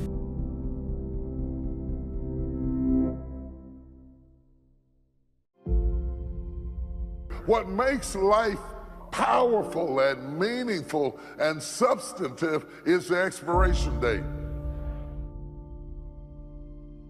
You do what you love doing and you do it well, then everything should sort of fall into place. If we were to live forever, we could be slowful and lazy and indifferent because we'd have forever to get it straight. But the fact that the clock is ticking puts a sense of urgency on each and every one of us. And I know you're saying, well, I'm 20, I don't need to hear. Yeah, you do. You need to hear that because you won't be 20 long. So many of us choose our path out of fear disguised as practicality. What we really want seems impossibly out of reach and ridiculous to expect, so we never dare to ask the universe for it. I'm saying I'm the proof that you can ask the universe for it. In a few months, you'll be 21 and 2 and 3 and 4 and 5, and it's ticking on everybody. Procrastination then becomes an enemy because we cannot afford to procrastinate with a time that we do not have. Most of us right now are looking at where we are with a certain degree of disdain, expecting to have gone further than where we are by now. We look back and wonder, was I really a good steward of the time that God gave me? Imagine, if you will, being on your deathbed and standing around your bed, the ghost of the ideas, the dreams, the abilities, the talents given to you by life, and that you, for whatever reason, you never acted on those ideas. You never pursued that dream. You never used those talents. We never saw your leadership. You never used your voice. You never wrote that book. And there they are standing around your bed, looking at you with large, angry eyes, saying, we came to you, and only you could have given us life. Now, we must die with you forever. Did I really maximize my life? And the question is, if you died today, what ideas, what dreams, what abilities, what talents, what gifts will die with you?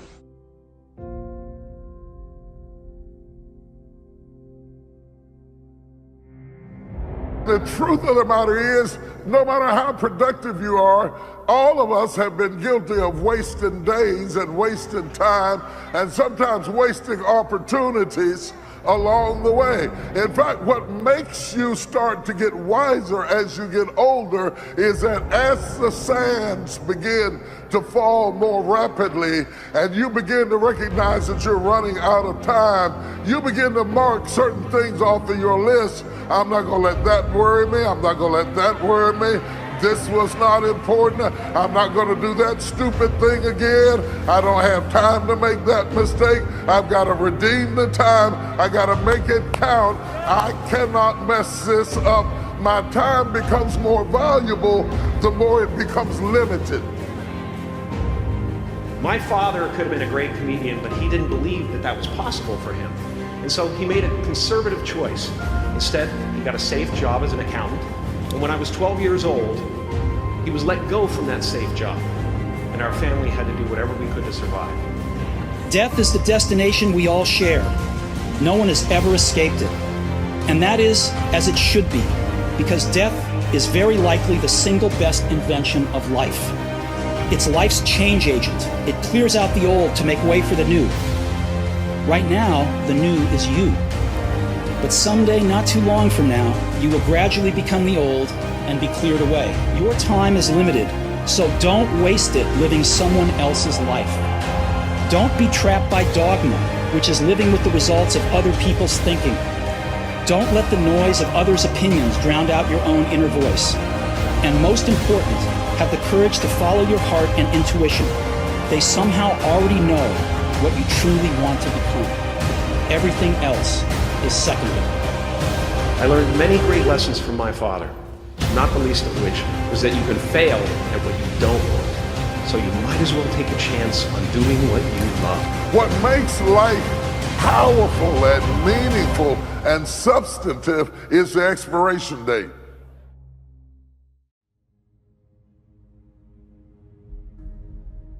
How do do you keep going? Why do you keep going? When the world says everything else is supposed to be opposite. Pain is a repetition of the psyche. Until you learn how to figure it out, until you learn how to tap it on the back and say, I know you there, but I'm built to deal with you.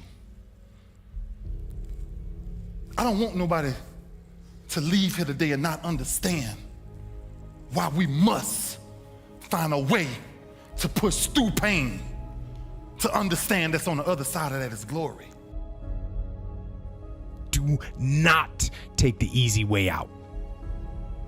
Do not give up based on instinct. If you are forced to stand down, to retreat, so that you can rebuild and reattack, so be it.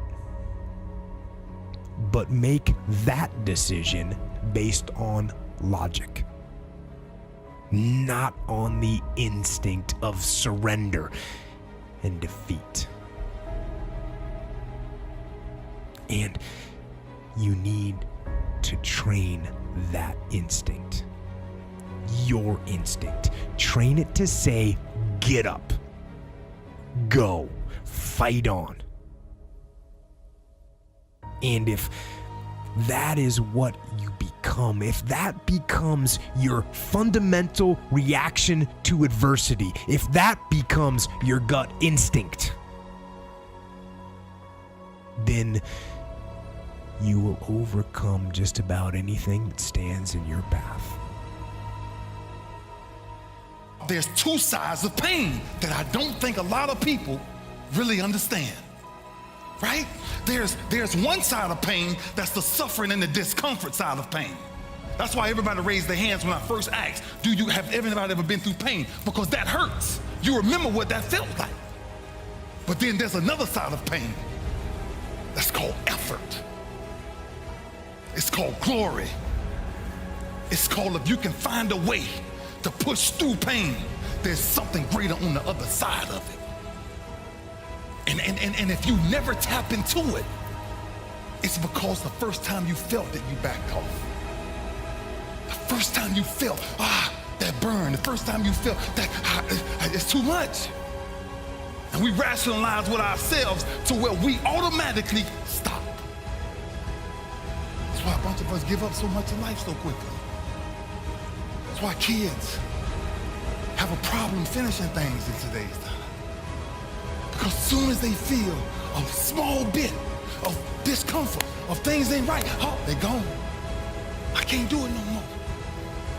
But suppose I told you the greatest pain of my life is the reason I'm standing here today. Well, sometimes your greatest pain, it ain't even about you. It's about a greater purpose. That if you can find a way to push through, that if you can find a way to not make it about you, learn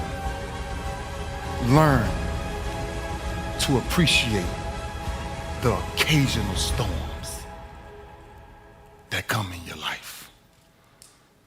Just learn to appreciate how small they are, the occasional storms that come every day.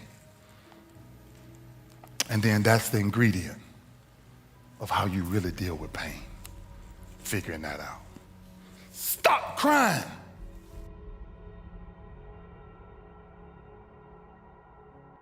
If you can keep your head when all about you are losing theirs and blaming it on you.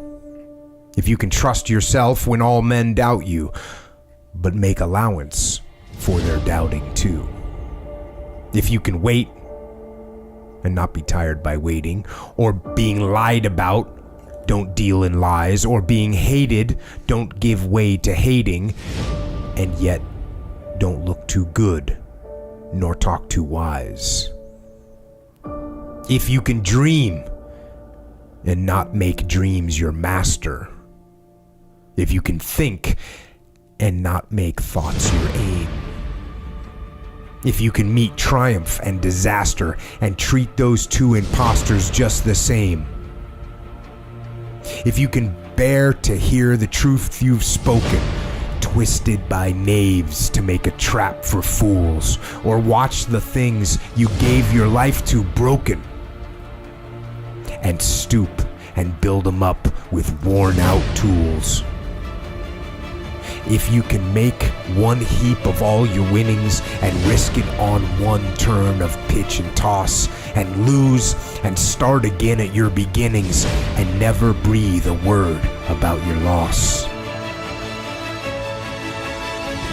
If you can force your heart and nerve and sinew to serve your turn long after they are gone, and so hold on when there is nothing in you except the will which says to them, hold on. If you can talk with crowds and keep your virtue, or walk with kings nor lose the common touch, if neither foes nor loving friends can hurt you, if all men count with you but none too much, if you can fill the unforgiving minute with 60 seconds worth of distance run, yours is the earth and everything that's in it. And, which is more, you'll be a man, my son.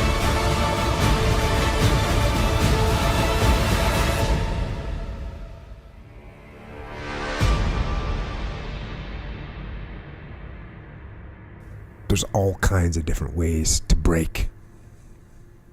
You can break physically, you can break mentally, you can break your heart, you can break your spirit, and none of those are fun, and all of those are gonna leave a mark. But the mark that they leave can be the mark of victory, or it can be the mark of defeat. Because every time you break, and in every way that you break, while it's a chance, it's definitely a chance for you to give up and for you to just to fall apart. But there's also opportunity. There's opportunity to get stronger, and get smarter, and get faster, and get tougher, and get more stable, and get more resilient, and get better.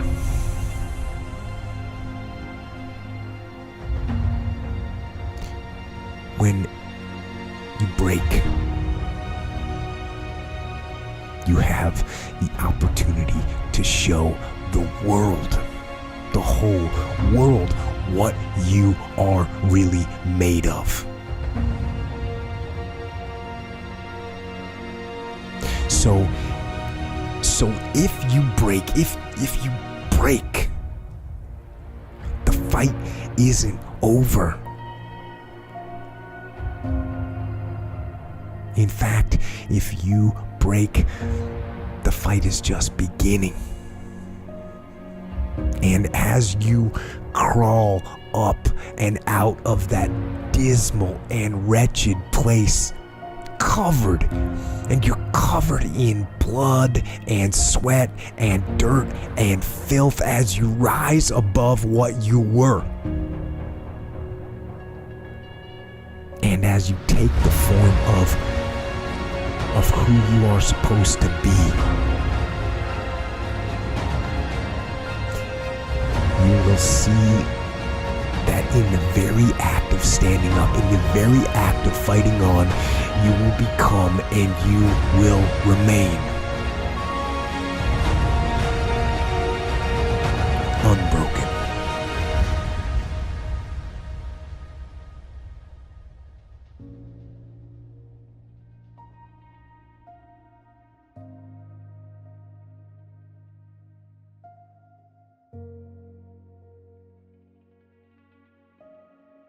When I was in high school, I early on, about 16 years old, I decided I want to become president of the United States.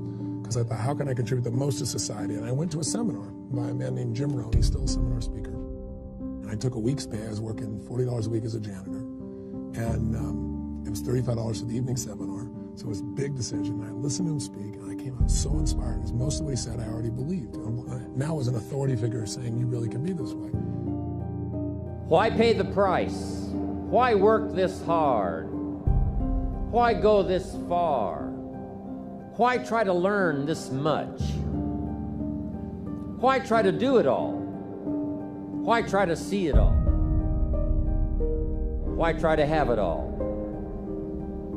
Why do it? Why learn it? Why study? Why put yourself out? Why try to take on this much responsibility? Why develop yourself to the full?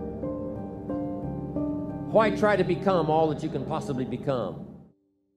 Why try to earn as much as you can earn, share as much as you can share, develop every skill you possibly can, see every human you possibly can, go to every class you possibly can, touch everybody you possibly can? Why do that much? Why go that far? Why share that much? Why give that much away? Why try to see everything? Why try to do everything? Why try to become everything? That's a good question, why? And you're the only one personally that can answer that question for yourself. You've got to have your own list of why. Work on your list of whys. If the why is powerful, the how is easy. If you want a thing bad enough to go out and fight for it, to work day and night for it, to give up your time, your peace, and your sleep for it, if all that you dream and scheme is about it, and life seems useless and worthless without it, and if you gladly sweat for it and fret for it and plan for it, and lose all your terror of the opposition for it, and if you simply go after that thing that you want with all of your capacity, strength and sagacity, faith, hope, and confidence, and stern pertinacity, if neither cold poverty, famish, or gulf, sickness or pain of body and brain can keep you away from the thing that you want, dogged and grim, you besiege and beset it. With the help of God, you'll get it done. But if the why isn't strong, if your goals aren't powerful, if the vision isn't clear, the old prophet said, without a vision we die, without a vision we perish, without a dream we're nothing. And because he spoke, how people live their lives as a result of the story they believe about themselves, he interrupted the story that I believed about myself. Work on your list of why. Make no small plans, for they have no magic to stir men's blood.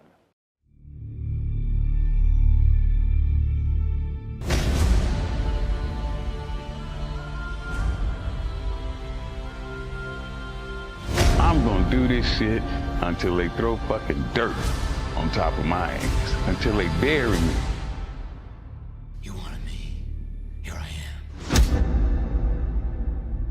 Pain is temporary. It may last for a minute, or an hour, or a day, or even a year. But eventually, it will subside, and something else will take its place. If I quit, however, it will last forever. There's two sides of pain that I don't think a lot of people really understand, right? There's one side of pain that's the suffering and the discomfort side of pain. You remember what that felt like. But then there's another side of pain that's called effort. It's called glory. It's called, if you can find a way to push through pain, there's something greater on the other side of it. I'm gonna prove to you that I can come back, that I will come back, because I got this motherfucker right here. I am determined. It's my motherfucking magnificent obsession. But let me tell you, When they split me open and I passed away 3 times from there, you talk about broad, damn, God damn. But this thing that we do was my motherfucking magnificent obsession. I was obsessed with this shit. I'm gonna do this shit until they throw fucking dirt on top of my ass, until they bury me. The greatest pain of my life is the reason I'm standing here today. I'm not afraid to die on a treadmill, right? I will not be outworked, right? Period. Let me tell you something you already know. The world ain't all sunshine and rainbows. It's a very mean and nasty place, and I don't care how tough you are, it will beat you to your knees and keep you there permanently if you let it. You, me, or nobody is gonna hit as hard as life. But it ain't about how hard you hit. It's about how hard you can get hit and keep moving forward. How much you can take and keep moving forward. That's how winning is done. Now, if you know what you're worth, now go out and get what you're worth. But you gotta be willing to take the hits and not pointing fingers saying you ain't where you want to be because of him or her or anybody. Cowards do that, and that ain't you. You're better than that. Not one of you can outwill me. You may have been born with more genetic prowess than I have, but you cannot out-determine me. You can't outwill me. You can't outwant me. You can't outwork me. You can't outdesire me. No one will outwork me. No one. I love and I respect you guys. You motherfuckers won't outwork me. I suggest to you that if you are facing a challenge, don't stop. Stay busy. Work your plan. Continue to do those things that you know that work for you after you have evaluated yourself in the situation. Continue to move. Stay busy, stay busy, stay busy. You can't just say you want it. You can't watch the video and say, I want it as bad as I want to breathe. It's cute to say it. But when it's showtime, when the sun comes up, everybody wants to be a beast until it's time to do what beasts do. If you don't believe in yourself, it won't happen for you. This top spot, this #1, that's mine. Wins and losses come a dime a dozen. But effort, nobody can judge effort. Because effort is between you and you. Effort ain't got nothing to do with nobody else. You will not quit. You will keep going. You may lose, but you will not stop. You will not quit. You will keep going. I'm not gonna let this opportunity go by without giving it my all. You gotta get up and make it happen. Don't fuck the opportunity up. If you want to be the best, if you want to reach the pinnacle, you must be, you have to be obsessed with obtaining that.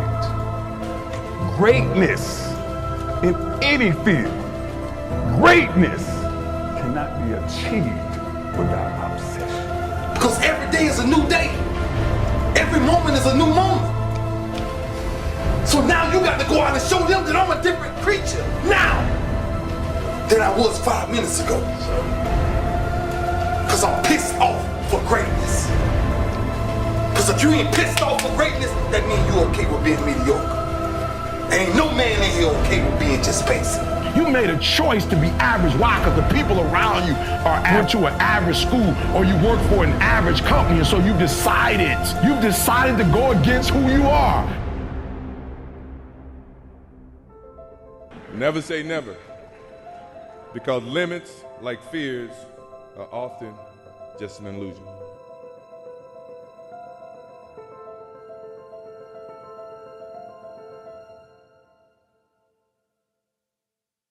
There's a great feeling in these overcoming these difficult things, because life is never this just constant state of I'm at a 9 all day, and when I'm with my wife I hit 10, yay, and I stay like that. That's not real.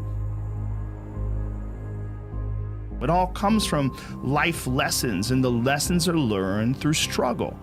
And I think that there's a lot of people out there that think somehow or another you're gonna get to some place where you're living in silk sheets and you're getting your toes done while someone's dropping grapes into your mouth. I don't want that. I've never wanted that. That guy's not going to be happy. You have been fed this line of horseshit that you're supposed to seek comfort, and I don't think you are. I think you're supposed to seek lessons, and you're supposed to seek difficult tasks and accomplishments, and through those things and through doing things that are hard to do. Because if I just think, well, tomorrow I'm just going to coast and eat Twinkies and watch TV. Oh, hello, sadness, my old friend. Hello, depression. And we can pretend that we're something other than what we really are. And we can pretend, nah, me, man, I'm just cool, just chilling, doing nothing.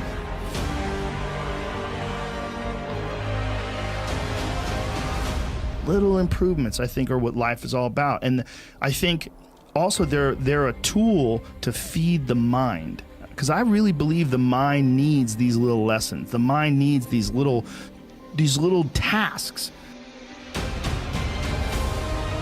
Stimulation and reward, lack of these peaks and valleys, and this bullshit idea that we're constantly fed that you should be comfortable.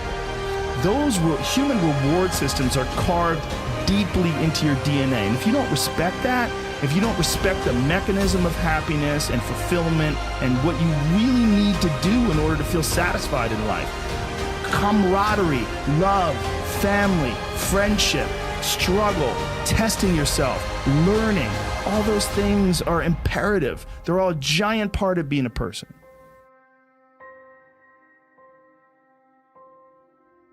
Improvements over things. That's why doing difficult things is good.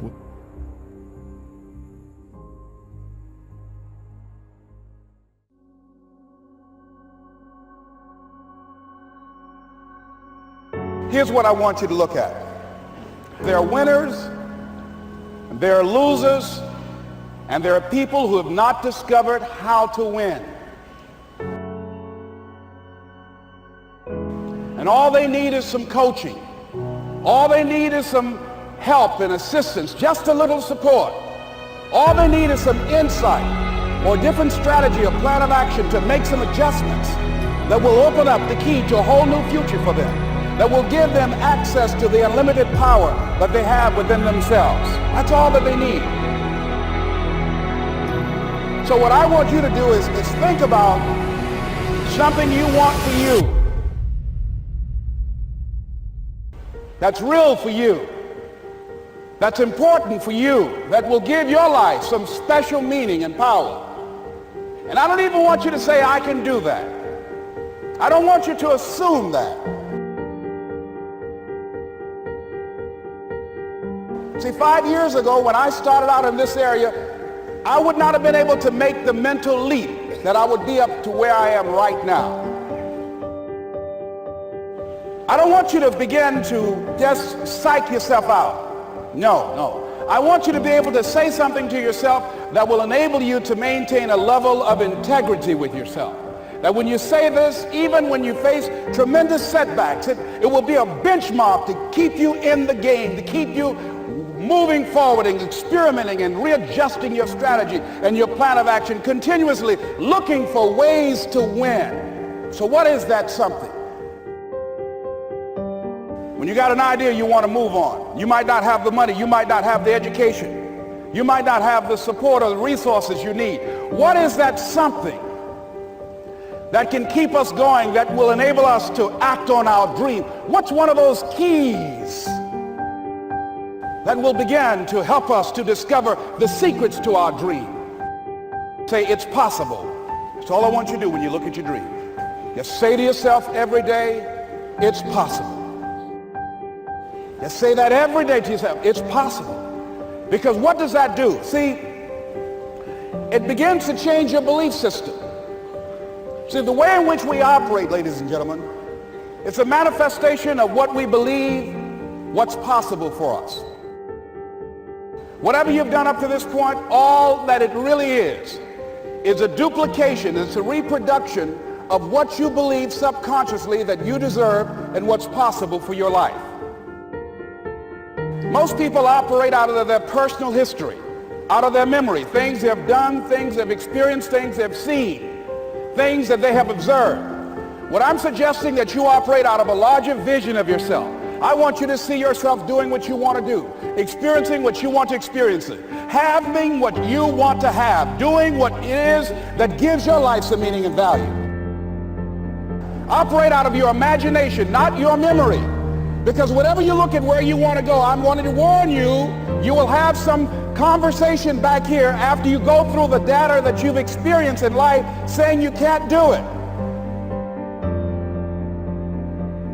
And so what you want to begin to do is ignore that inner conversation. Well, most people, ladies and gentlemen, when something happens to them, what they do is they begin to believe that that's the way it is. That's the way it's always been. And they can't see the possibility of it being any different. Example, before April 1954, the common belief, the universal belief, because it had been tried again and again and again and people had failed, the belief was that man was not physically capable of breaking the 4-minute barrier, that he could not run a mile in less than 4 minutes. That was the belief on the planet. It had never been done. But here's what happened, ladies and gentlemen. His coach and team manager tell him he's achieved his ambition. The mile in 3 minutes, 59.4 seconds. Roger Bannister came along. And he broke the 4-minute barrier. Now here's what's significant about that. Since that time, up to this day, over 20,000 people have done it, including high school kids.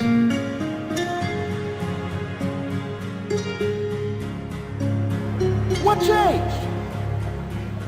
20,000 people, what changed? Here's what happened when they got on the track. They knew it had been done.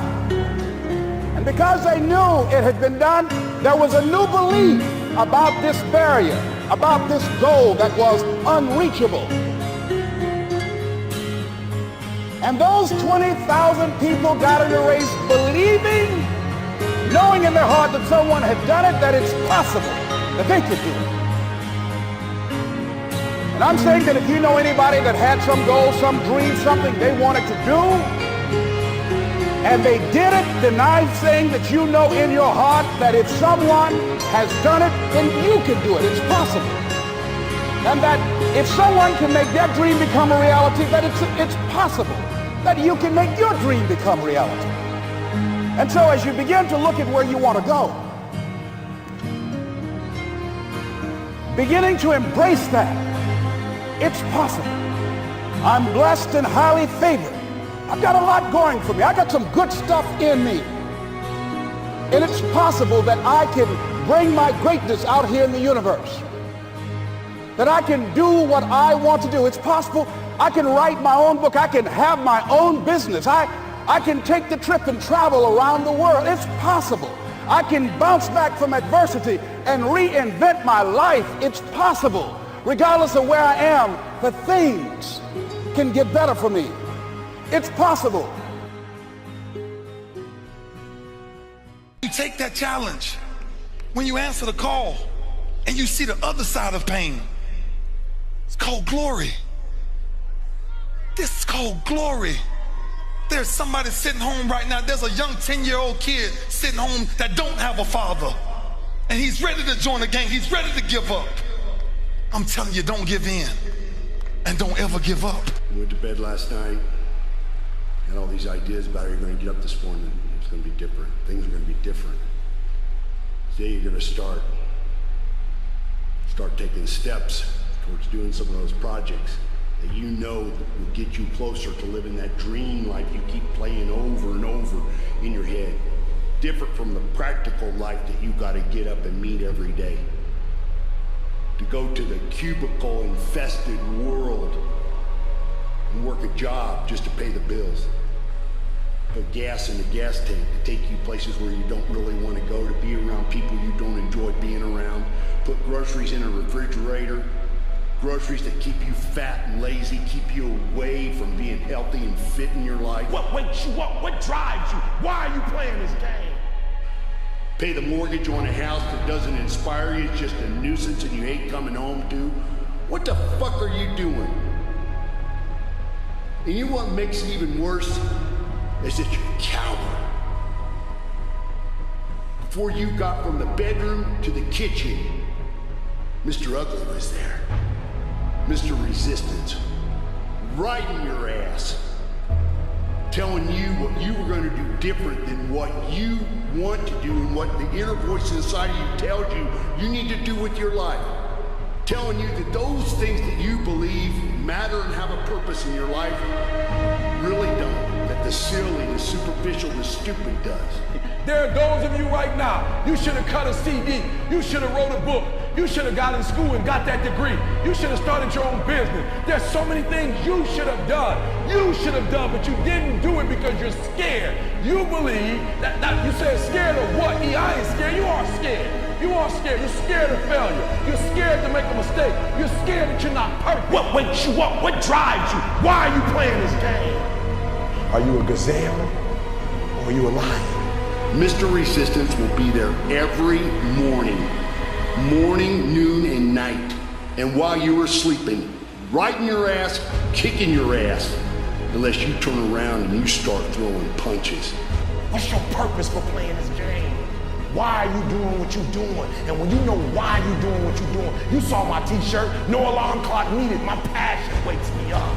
I got up at 3 o'clock this morning, no clock. I ain't used the clock in 20 years. My passion wakes me up. My drive wakes me up. What wakes you up? What drives you? Why are you playing this game? Are you a gazelle or are you a lion? And I'm telling you today, you ain't gotta be perfect. Are you hearing what I'm saying? You don't have to be perfect to get what you want, to do what you want, to have what you want, to be what you want. You don't have to be perfect. It's a lie. Everybody can serve. Anyone can be the leader. You don't have to be perfect, but what you have to do is perfect the day. That's what I want you to do. You'll never be perfect. As long as you're alive, there's always progress. You can always get better. But listen to me. I want you to practice perfecting the 24 hours. You hear me? 60 minutes in a day. 1,440 seconds. That's what I want you to concentrate on. I want you to concentrate on the now. And you know what makes it even worse? Is that you're a coward. When I wake up in the morning and I'm working on my speech, when I get up in the morning and I'm answering a phone call, when I get up in the morning, listen to me very closely, and I'm writing down every idea I dreamed about, every movie. I can't even watch a movie now. I can't even listen to music without writing something down. I get my iPod and I'm writing everything down. It's right here, everything. And so guess what? Guess what? Every week I read, every time I'm practicing, every book I read, everything I do to make me better.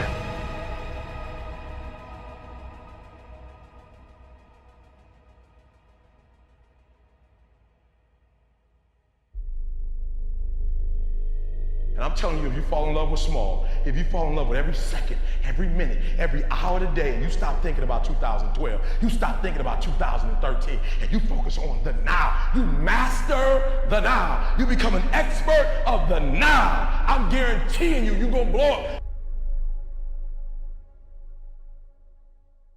I need you to stop trying to do it big. I need you to fall in love with small, and guess what? Big gonna be attractive to you.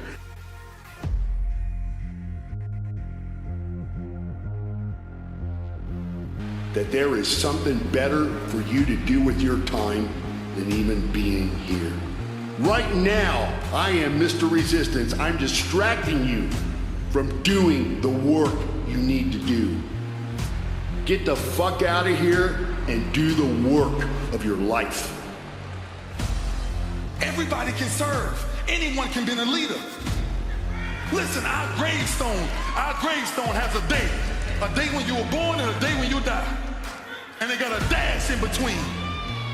And that dash defines what your legacy is. Dr. Miles Monroe compares leaders to the king of the jungle, he says. He says the lion is not the tallest animal in the jungle. The lion is not the largest animal in the jungle. The lion is not the smartest nor the most intelligent animal in the jungle. And yet when the lion shows up, he is king. He is king. You don't need to be intelligent. You don't need to be smart. You don't need to have a certain height. You don't need to have a certain weight. You don't need to have any kind of advantage, and yet you can be a leader. I was not the biggest, the strongest, or fastest, but my goals were clear. My actions were and still are in service of those goals. When the gazelle wakes up, it runs. But if a lion ain't chasing it, it stops running. But when the lion wakes up, it don't need nobody to push it. It pushes itself. I'm trying to perfect the now. Are you hearing what I'm saying? I'm trying to look at each second and make sure I'm doing something each second. I want to make sure each minute I'm doing something each minute. I want to make sure in every hour I'm doing something every hour. I want to make sure in that day I'm getting something done. On Monday, on Tuesday, on Wednesday, on Thursday, on Friday, that I'm effective. You don't have to be perfect. What wakes you up? What drives you? Why are you playing this game? Are you a gazelle or are you a lion? You take that challenge when you answer the call and you see the other side of pain. It's called glory. This is called glory. Right now, I am Mr. Resistance. I'm distracting you from doing the work you need to do. Get the fuck out of here and do the work of your life.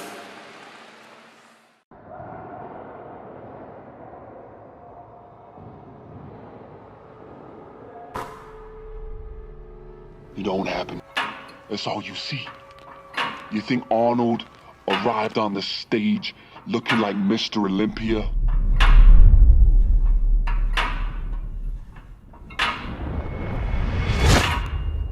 You really want it bad. You know what you gotta do. Ain't nobody willing to put in the work for the result. Everybody wishing for the result. You understand? You ain't want to take the test. You just want an A+. How you gonna get an A+ if you don't take the test? How you gonna take the test if you don't even practice? You don't even revise, you don't even study. It ain't gonna happen. Everybody wanna be like Mike. Ain't nobody wanna put in the work like Mike.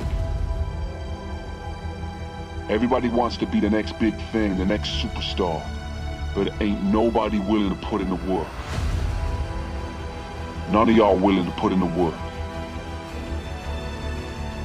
And if you truly are, if you really putting in the work, 10 hours a day, 12 hours a day, every single day, you might have a chance. You might be the one. You might just be. But it will never happen if you wish it.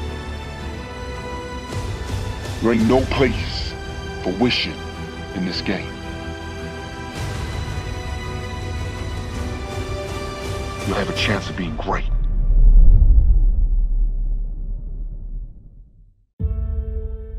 The mind's a medieval motherfucker. It's constantly fighting against you. It's the only thing in the history of the fucking world that shows up on time, every time. It has a tactical advantage over you. It knows your fears, it knows your insecurities, it knows everything about you. It may be the only thing in that world that knows all about you.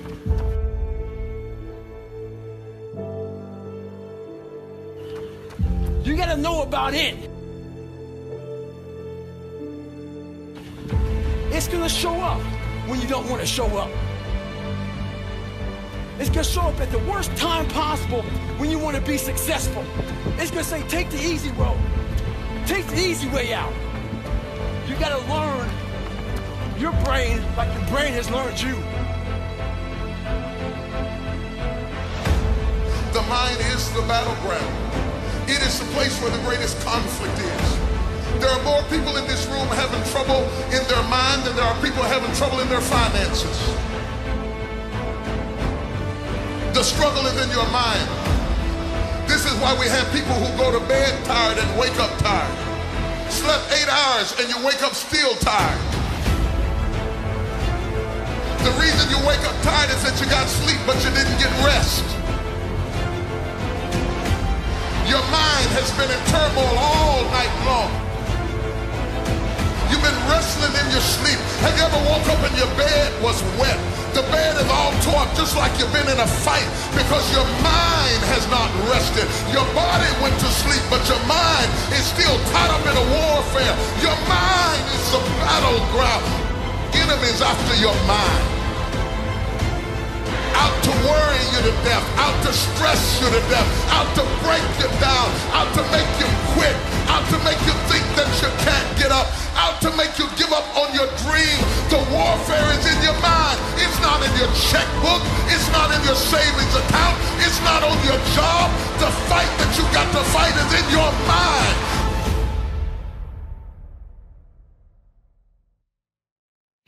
And if you whip it in your head, you can whip it in your checkbook. You can whip it on your job. You can whip it out of your children, but you got to drive it out of your head. No retreat, no surrender. We live and we die by this. Every man must search his own soul. People don't burn out because of what they do. People burn out because life makes them forget why they do it. Character supersedes talent every day of the week. At a certain point, don't let your actions betray your words, man. Person that you're striving to become is stronger than any opposition, any adversity, any challenge that you will ever face. You know, I've been playing a game of football since I was 7. The second game of my junior year, fourth quarter, a little bit over 2 minutes left in the game, we were playing against Air Force. I went to make a tackle and I hit the guy, my body went completely limp. I fell to the ground and I blacked out. I almost lost my life and ultimately it left me with a paralyzed right arm and hand. My career ended. But I couldn't blame anyone. I couldn't blame the game of football. I couldn't blame the guy that I hit. I couldn't blame life. Instead, it made me question myself in such a way that I said, Ink, is this it?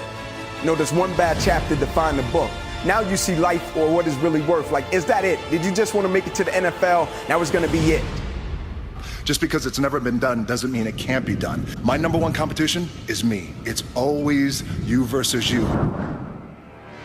I just had a paralyzed right arm and hand. My mentality wasn't paralyzed. My spirit wasn't paralyzed. My drive wasn't paralyzed. My dedication wasn't, my commitment wasn't, I was the same man. I just had an extra boost of energy for why I live my life. I wear this as a badge of honor.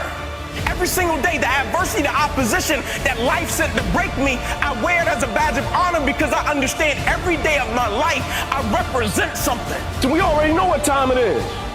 We know they finna try to break us. We already know they think we dinner. We already know that.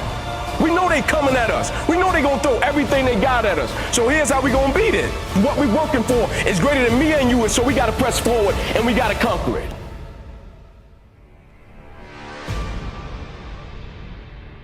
You got to be the one to get up every morning, be disciplined, put in the consistent daily hard work because that gains success.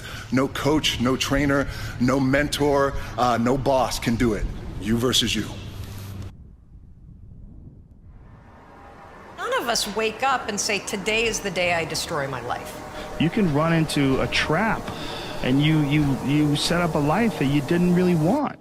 What we do is we kind of check out because it feels overwhelming, or we check out because we're afraid, or we check out because we start listening to self-doubt, and then we make these teeny tiny decisions all day long, and we don't even realize it. Decision to not get up on time, a decision to not eat the right thing, a decision to snap at your kids, a decision to not speak in a meeting, a decision to not look for a job, a decision to not deal with your finances, a decision to not call your parents, like whatever it is.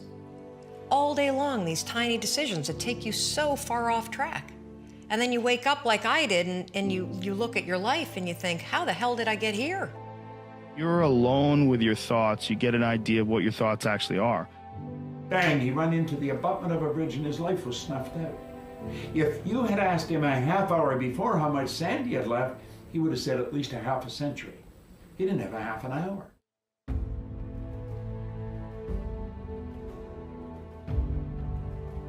See, the trick is we don't know how much sand we have left.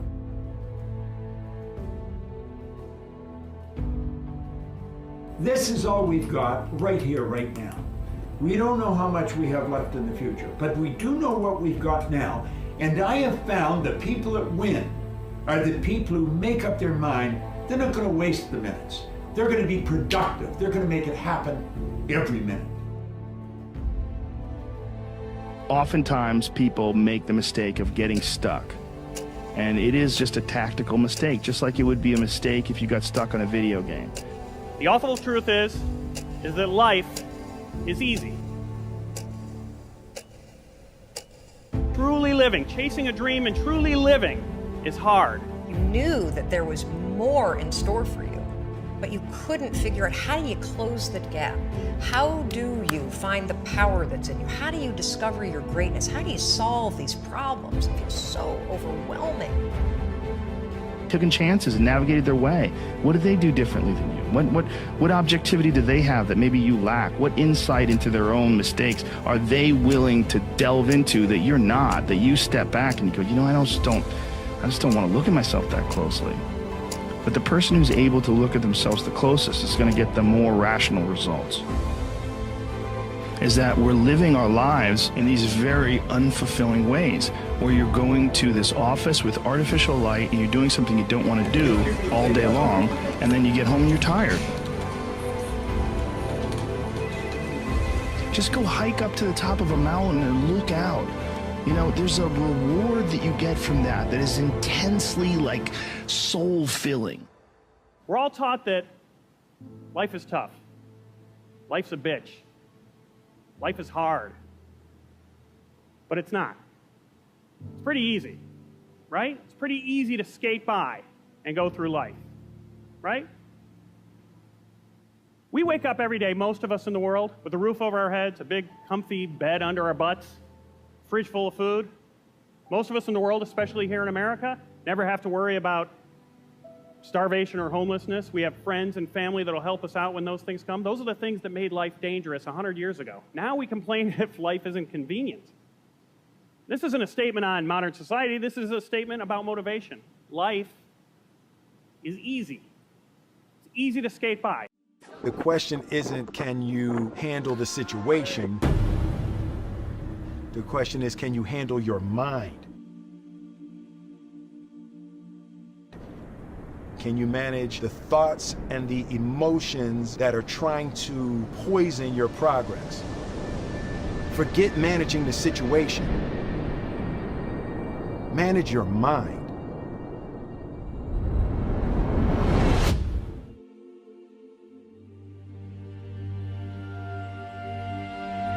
Don't matter whose fault it is that something is broken, if it's your responsibility to fix it.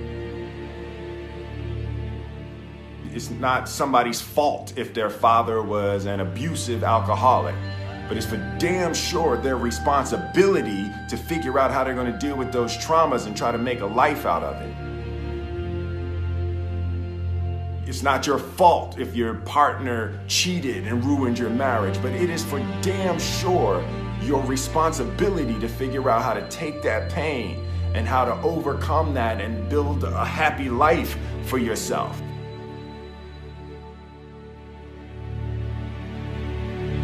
Fault and responsibility do not go together. It sucks, but they don't. When something is somebody's fault, we want them to suffer. We want them punished. We want them to pay. We want it to be their responsibility to fix it, but that's not how it works, especially when it's your heart. Your heart, your life, your happiness is your responsibility and your responsibility alone. Fear is not real.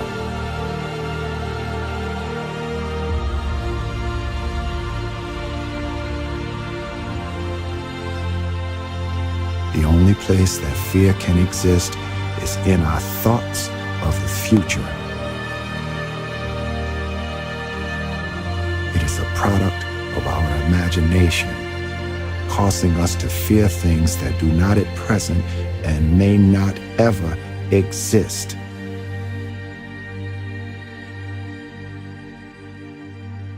As long as we're pointing the finger and stuck in whose fault something is, we're jammed and trapped into victim mode. When you're in victim mode, you are stuck in suffering. The road to power is in taking responsibility. Your heart, your life, your happiness is your responsibility and your responsibility alone.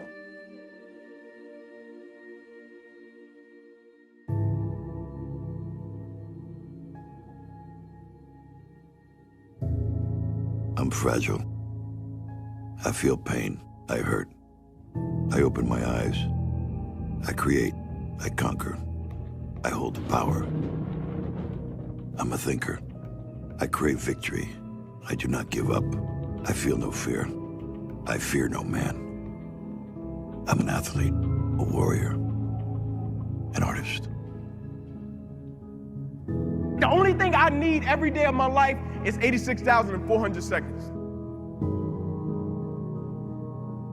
Work on your focus. Perspective is everything. Problem with most of you is that you see difficult as something negative. I want you to see difficult differently. Are you hearing me? I need you to see difficult differently. It's 1,000,001 excuses not to get it. But over here, that shit is unacceptable. We gonna win. We gonna get it. Can you be committed to the process of what you do without being emotionally attached to the result of what you do? Because a lot of people can be committed to the process of what they do if the results don't change. But the moment the result or the outcome changes of what they're chasing, they shut it down or they quit simply because the result changed. So can we be committed to the process of what we do, but not emotionally to the result of what we do, understanding every day I get up and give everything I got to everything I'm a part of simply because this is who I am? I stopped saying I've got to wait for good things to happen to me, and I said I'm gonna grind. I'm going to fight. I'm going to work. I'm going to press toward. I'm going to learn. I'm going to do everything in my power to become a victor and not a victim. Winners win and losers lose. What's your ultimate dream? If you could be anything you want to be, what would it ultimately be? The last stop. Now is the time to begin to think about it so you know wherever you at. We ain't making no excuses. We don't got no fear. I don't care if I fail. I'ma try. That's all you gotta do is try. I can't explain it any better than that. I don't know how it happens, but winners win. And if you create a culture of losing, if you keep being a victim, if you keep letting losing happen to you, if you keep letting people do you and treat you any kind of way, it's gonna become a culture. There's nothing you can't accomplish. You're gonna go on, you're gonna become world champions. It should drive you. It should. It works for me. It should drive you. You get all the talent in the world. It's all here. It's all here. Everybody's the next best thing. Everybody's the thing. Everybody's the best. It's all here. Our deepest fear is not that we are inadequate. Our deepest fear is that we are powerful beyond measure. I never feared about my skills, because I put in the work. Work ethic eliminates fear. Yes. So if you put forth the work, then what are you fearing? You know what you're capable of doing, what you're not. Never say never. Because limits, like fears, are often just an illusion. What inspires you? What motivates you? What'll make it hard for you to sleep, to get up early and start early, go to sleep late? Whatever that is, that's your calling.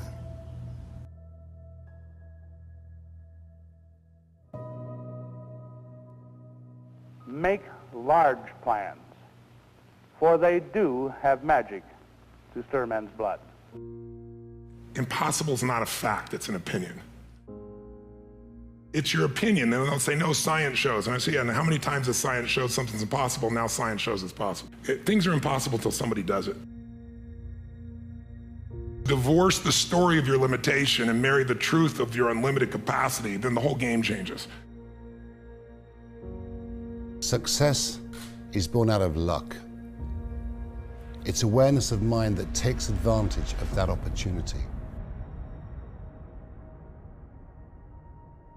You will all be confronted with opportunity. You must take advantage of it. Because if you don't take advantage of your opportunity, you'll never realize your dreams. Whether you want them or not is an irrelevance. You don't know that until you achieve it. But most people have strategies available, or they could get them, or you could create them. But the problem is you got a story. And your story is why it isn't working. And the story is, I've tried everything. If you tried everything, you'd be fit. If you tried everything, you'd be profitable. If you tried everything, you'd be there. But people say it. I was born onto a counsel's estate. Getting a job at the Hotel St. George was my passport to escape the world that I was born into, to start a new world. Do I have what it takes? And I said to myself, yes. So I started pushing and pushing and pushing and pushing. It's about self-belief at whatever cost.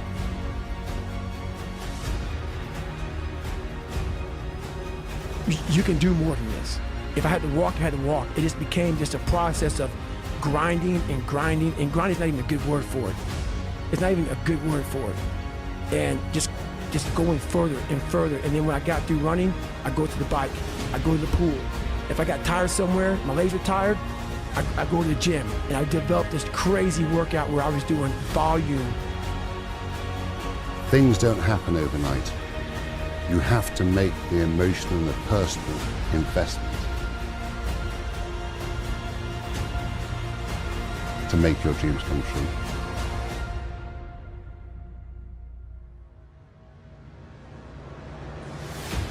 Never throw in the towel. And if I threw in the towel, pick it up. Never give in. Never, ever, ever give in.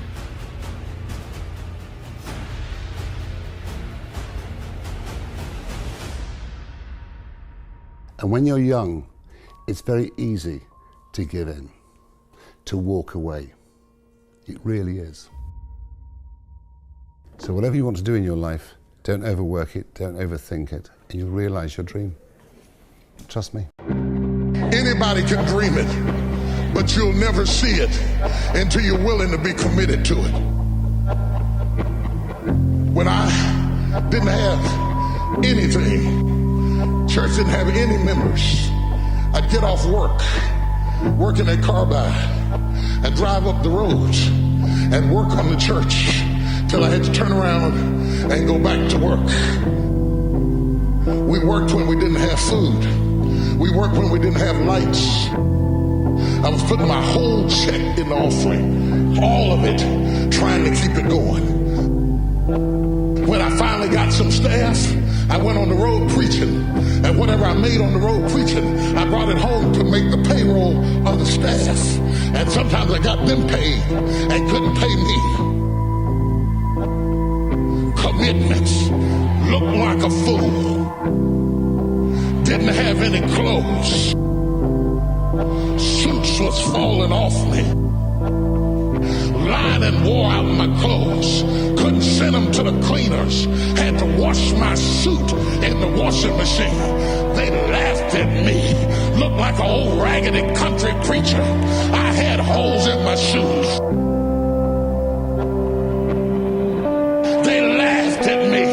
Said that boy's lost his mind. He'll never be nothing. He stutters. He's got a lisp when he speaks. He'll never be a preacher. I don't care what you think. If you are committed to what you believe. It's not going to be easy. It was hard laying on the floor of the Penobscot building, looking out of the window, daydreaming, saying, Les, can you do this? Can you make this happen? I used to listen to tapes day in and day out about see you at the top. Don't let nobody steal your dream. I used to ask myself, can I do this? And something said within me, you're the one. You're the one. And let me tell you something, ladies and gentlemen. While you're here, and before you go back home to your respective cities and communities, write down at least 5 reasons on why you deserve your dream, on why you won't give up, what's going to make you unstoppable, why you must be unreasonable, because logical, practical thinking says you can't do it today. But if you want to produce unreasonable results in your life, like living your dream and taking charge of your destiny, you've got to be an unreasonable person. You've got to be an uncommon person.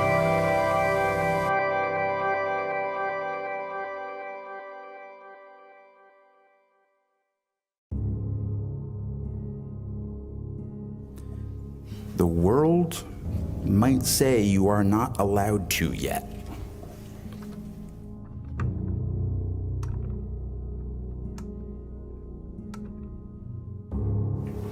I waited a long time out in the world before I gave myself permission to fail.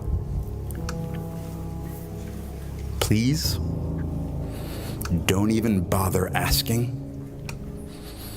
Don't bother telling the world you are ready.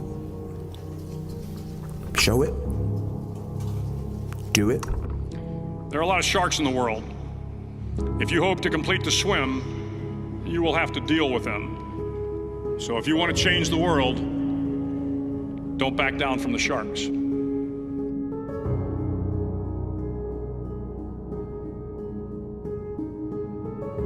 If I have learned anything in my time traveling the world, it is the power of hope. The power of one person, a Washington, a Lincoln, King, Mandela. One person can change the world by giving people hope. So if you want to change the world, start singing when you're up to your neck in mud. Don't wait until they tell you you are ready. Get in there. Sing. If you want to be successful, you must be willing to do the things today others won't do in order to have the things tomorrow others won't have. What did Beckett say? Ever tried, ever failed, no matter. Try again, fail again, fail better. Finally, in SEAL training, there's a bell. A brass bell that hangs in the center of the compound for all the students to see. All you have to do to quit, is ring the bell. Ring the bell, and you no longer have to wake up at 5 o'clock. Ring the bell, and you no longer have to be in the freezing cold swims. Ring the bell, and you no longer have to do the runs, the obstacle course, the PT, and you no longer have to endure the hardships of training. All you have to do is ring the bell to get out. If you want to change the world, don't ever ring the bell. If you do what is easy, your life will be hard. Complain, point at your circumstances, give up your power, blame the government, blame the economy. If you do what is easy, your life will be hard. Start each day with a task completed. Find someone to help you through life. Respect everyone. Know that life is not fair and that you will fail often. But if you take some risks, step up when the times are the toughest, face down the bullies, lift up the downtrodden, and never ever give up. If you do these things, the next generation and the generations that follow will live in a world far better than the one we have today. And what started here will indeed have changed the world for the better. But if you do what is hard, your life will be easy. It's hard to make a radical change in your behavior. It's hard to take ownership. It's hard to swallow the bitter pill that wherever you find yourself, at some point in time, you made an appointment to be there. It's hard. The world is yours. Treat everyone kindly and light up the night.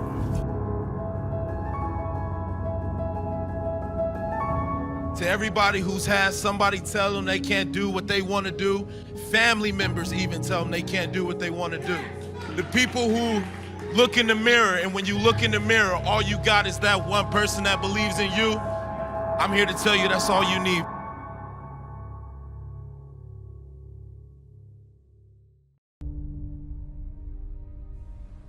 Roll the dice. Don't give up on me just yet. Don't give up. If you're gonna try, go all the way. Otherwise, don't even start. To be the man, you gotta be the man.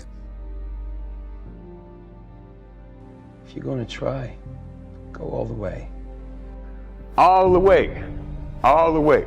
This could mean losing girlfriends, wives, relatives, jobs, and maybe your mind. We gotta keep going. Go all the way. Could mean not eating for 3 or 4 days. It could mean freezing on a park bench. Never give up. Go all the way. It could mean jail. It could mean derision. It could mean mockery, isolation. To be the man, you gotta be the man. To be the man, you gotta be the man. Isolation It's a gift. Don't stop. Let's go, champ. Let's go, champ. All the others are a test of your endurance, of how much you really want to do it. And you'll do it. When you want to succeed as bad as you want to breathe, then you'll be successful. Despite rejection and the worst odds. And it will be better than anything else you can imagine. He who says he can and he who says he can't are both usually right. Let's go, champ. Let's go, champ. If you're going to try, go all the way. There's no other feeling like that. I don't care if I fail. I'm gonna try. That's all you gotta do is try. All the way. All the way. Let's go, champ. Let's go, champ. You'll be alone with the gods, and the nights will flame with fire. Hard work, dedication. Hard work, dedication. Do it, do it, do it. All the way, all the way. You will ride life to perfect laughter. It's the only good fight there is.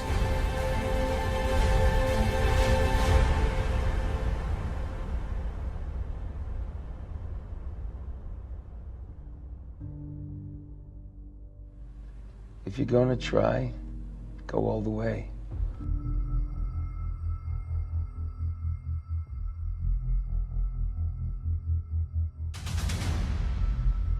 Hard work, dedication.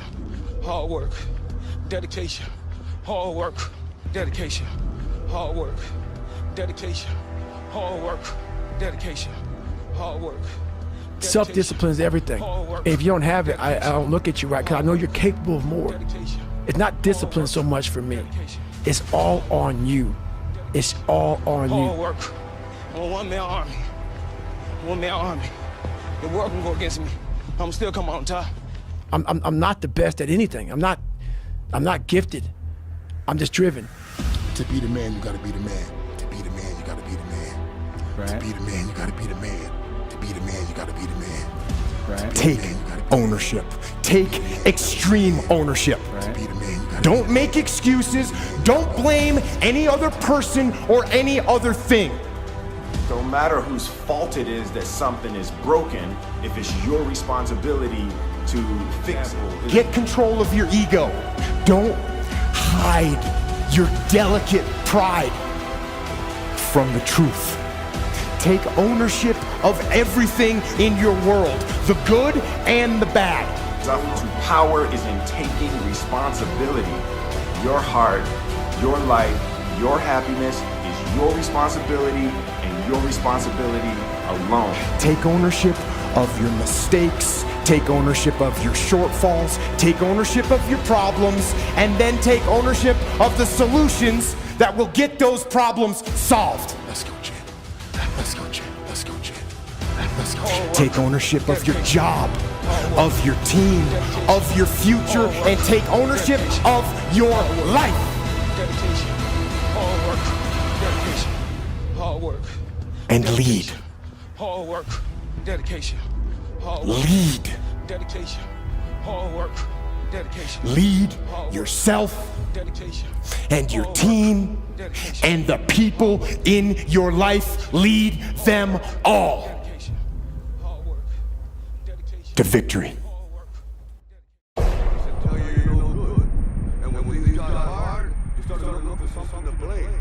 Like a big shadow. You're getting to your limit, getting to your limit, getting to your limit. You can't lift that, you can't do that, until you get to the point that all of a sudden your body makes the adjustment and then you can do it. Failure actually helps you to recognize the areas where you need to evolve.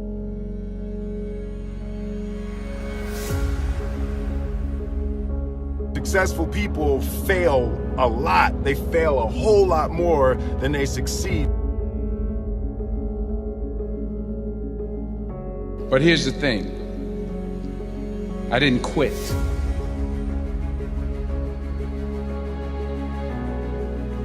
Fail early, fail often, fail forward. You say to your mother, this kid's gonna be the best kid in the world. This kid's gonna be somebody better than anybody ever knew. I had failed on an epic scale. Let me tell you something you already know. The world ain't all sunshine and rainbows. It's a very mean and nasty place, and I don't care how tough you are, it will beat you to your knees and keep you there permanently if you let it. You, me, or nobody is gonna hit as hard as life. But it ain't about how hard you hit. It's about how hard you can get hit and keep moving forward. How much you can take and keep moving forward. That's how winning is done. Now, if you know what you're worth, then go out and get what you're worth. But you gotta be willing to take the hits and not pointing fingers saying you ain't where you want to be because of him or her or anybody. I had no idea then how far the tunnel extended, and for a long time, any light at the end of it was a hope rather than a reality. But some failure in life is inevitable.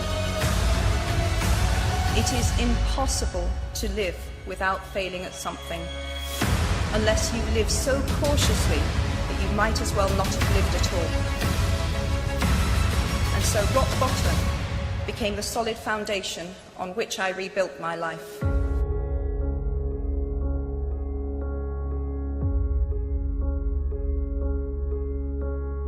But until you start believing in yourself, you ain't gonna have a life. I want to be forever proud of who I was as a man and change who I used to be. The liar, the insecure guy, the guy who can, whatever. I want to be proud. If I die now, if I die at 80, if I die at 90, 100, I want to look at myself and say, I'm proud of myself. We don't know how much sand we have left. The future, we don't know. The past, it's gone. Now, the only thing you can deal with is what's right here, right now. And if you look, the sand is always moving. You're going to fail, and you're going to be in your head. You're going to be saying, I'm not good enough. And it's how you get through that. It's how you get through that on a daily basis. You're sad and down and out, and you ask yourself, why did this have to happen? It's in this moment that you find out who you really are and what you're really about. You aren't handed anything. You earn everything, every single day.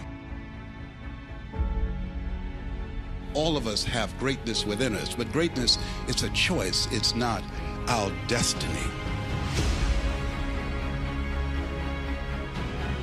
You think about this person that you now see. I did not know that he existed. I was born in a poor section of Miami, Florida called Liberty City, an abandoned building on a floor. Let's go, champ. Let's go, champ. See, some people listen. But when you really want to change, you must hear. At 43, I'm still putting 100-mile weeks, still doing thousands of pull-ups, thousands of push-ups, because I'm not allowing myself to become civilized. I always try to figure out what's the difference between good and great. Good is fit me. Great is fit now. The worst thing that can happen to a man is become civilized. You want to be uncommon amongst uncommon people. You start putting yourself in situations that suck, you'll find yourself. I found myself in this place, and I heard a whisper. I heard a whisper, and the whisper simply said, can you hear me now? It's time now, so we must readjust our comfort zone.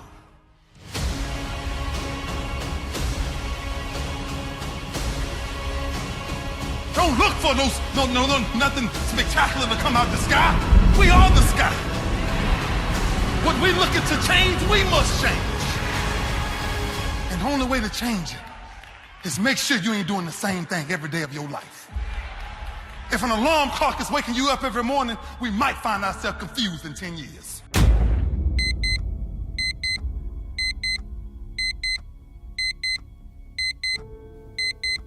It's time to readjust our comfort zones. It's time to figure out whatever majority is doing, I'm gonna find myself doing the opposite. Life isn't fair. It's not supposed to be. Life is not biased to anyone. It doesn't matter if you're black or white, gay or lesbian, rich or poor. Life doesn't discriminate. Once you accept the fact that life is going to fuck you up in one way or another, you can start preparing for it. The right mindset is everything. It'll be the only thing that will get you through life.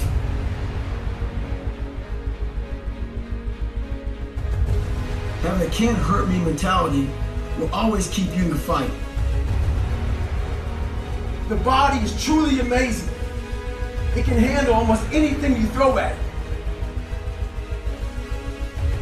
It's the mind that is lacking. The mind, as I always say, is trying to find that easy way out.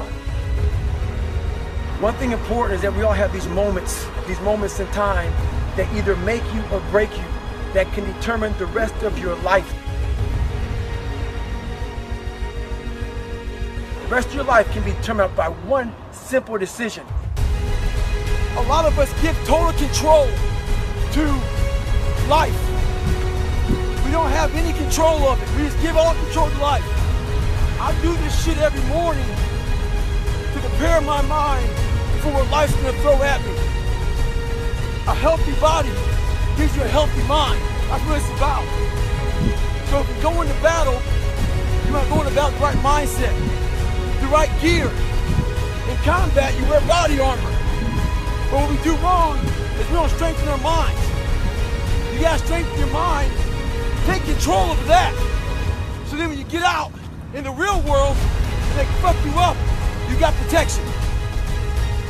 I like to take these very quick fixes in life. We want the 6-minute abs approach to life. Yeah. No, man. There's no permanent in that. Yeah. There's no permanent in that, man. There's no scarring. There must be scarring. Make a decision. The decision I make was to get up and keep on going. That one moment changed the rest of my life. As we run toward it, as we work on it day in and day out, sometimes we can't say, I can do that. But what we can say, that it's possible that I can have my dream. I was willing to take a chance, and most people won't do that. Most of the people that you talk to try and bring them into the business, these are not risk takers. Most people have done all that they're ever going to do. They raise a family, they earn a living, and then they die. But people who are running toward their dreams, life has a special kind of meaning. In the process of working on your dreams, you are going to incur a lot of disappointment, a lot of failure, a lot of pain, a lot of setbacks, a lot of defeats. But in the process of doing that, you will discover some things about yourself that you don't know right now. That you have greatness within you. You're more powerful than you can ever begin to imagine. You're greater than your circumstances. That you don't have to go through life being a victim. Most people don't work on their dreams. Why? For many years I didn't. One is because of fear. The fear of failure. What if things don't work out? And the fear of success. What if they do and I can't handle it? They stop growing, they stop working on themselves, they stop stretching, they stop pushing themselves, and they throw in the towel on themselves and on their families and on their dreams. Most people don't feel worthy. What I'm doing now, I could have been doing years ago. But because I did not have a college education, because I didn't believe in myself, because I allowed other people's opinion of me to control my destiny, I didn't act on my ideas. I was born in an abandoned building on a hard linoleum floor with my twin brother. We were 6 weeks of age. We were adopted, labeled educable, mentally retarded, and stayed in that category until I got out of high school. I don't have any college training. I applaud you for believing in yourself, because that's what life is about. Stretching and challenging, looking for ways that you can begin to improve yourself. Sometimes we can't say, I can do that. But what we can say, that it's possible that I can have my dream.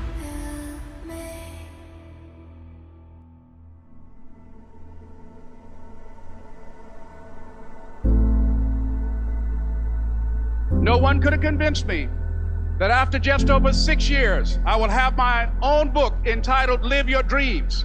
Just over 6 years, I will have 5 specials on public television. Just over 6 years, I've done motivational speaking. I will now have my own talk show that will premiere on Monday, Labor Day. I'm saying to you, your dream is possible.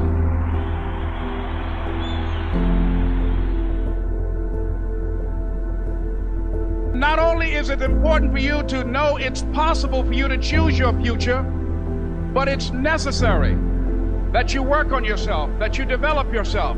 It's necessary that you get the energy drainers out of your life, people who don't want anything, people who are not striving, people who are not challenging themselves, people who aren't growing, people who have stopped dreaming.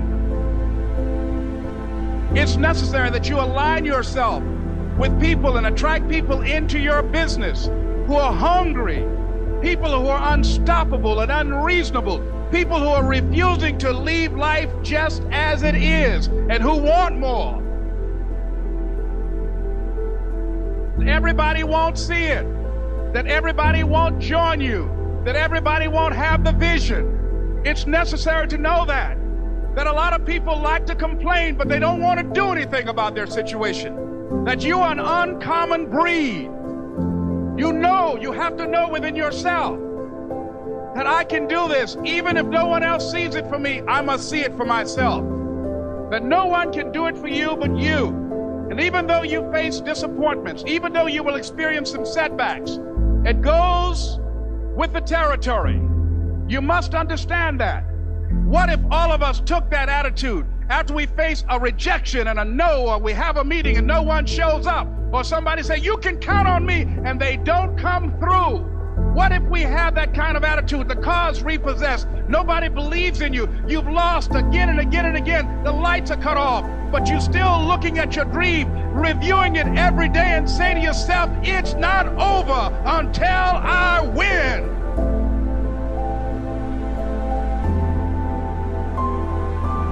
It's hard. It's not easy. It's hard changing your life.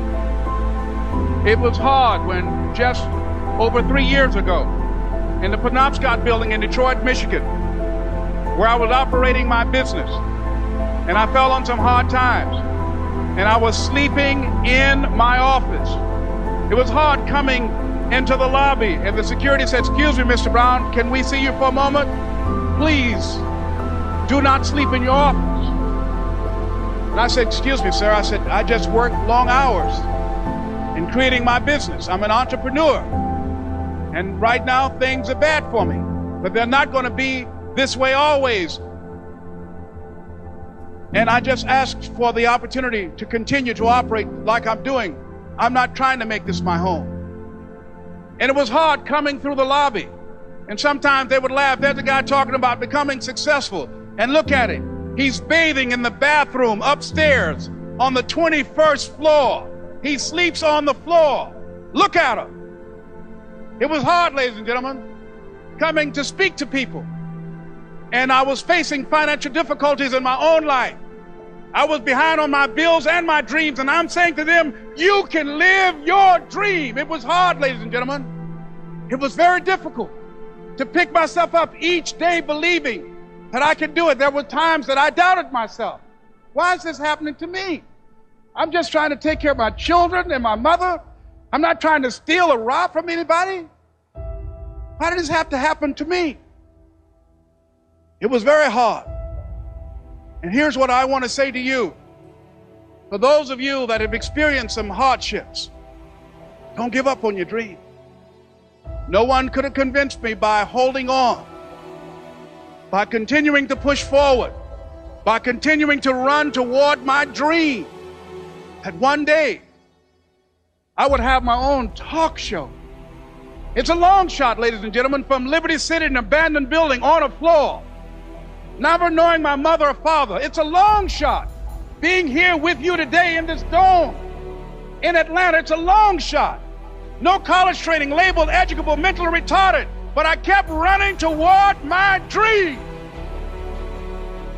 There are moments when you're going to doubt yourself. There are rough times are going to come, but they have not come to stay. They have come to pass.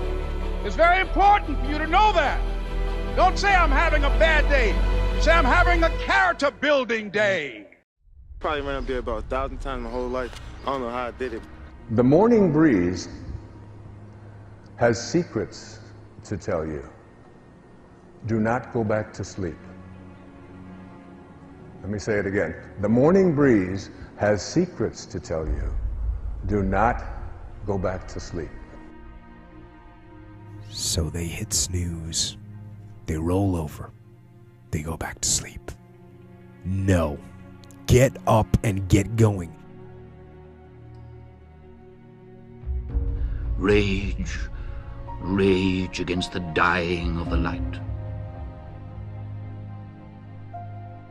Inspiration is when an idea gets a hold of you and takes you where you were originally intended to go in the first place. See, no one is going to give Les Brown's speech. No one is going to write your book. See, if you've been given something to do, and if you don't do it, what you're doing is short-circuiting the flow of the universe.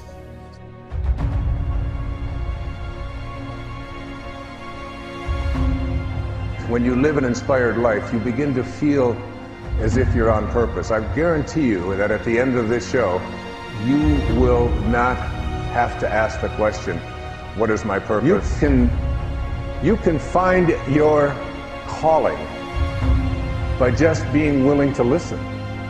It may not be in the writing of a symphony that you're called to. It could be anything. It could be the adoption of a child. It could be the creation of something that you've known you wanted to write for your whole life. It could be opening up a business. It could be raising horses. It could be anything. Do not go gentle into that good night.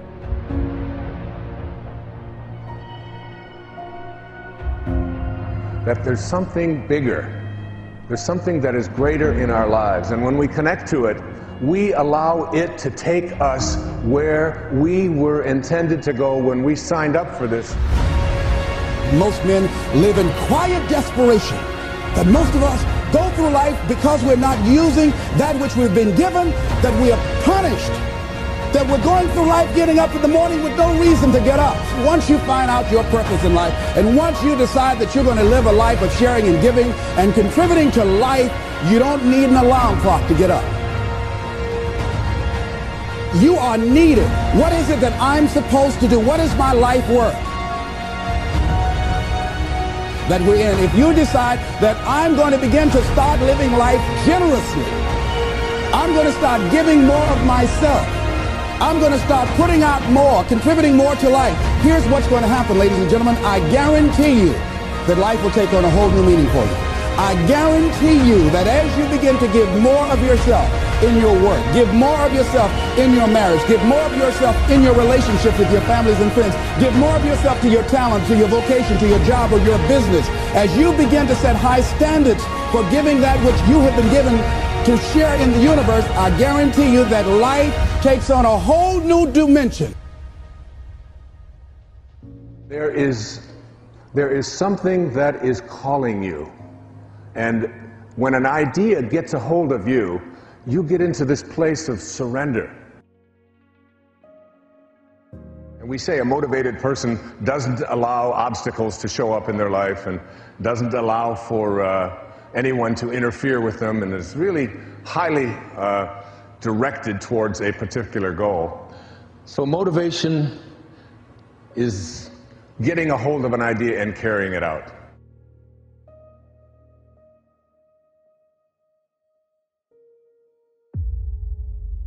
The reason Mozart didn't have to ask anyone how to write symphonies is that symphonies presented themselves to him, invented, enlarged, produced all at once in what he described as lively dreams.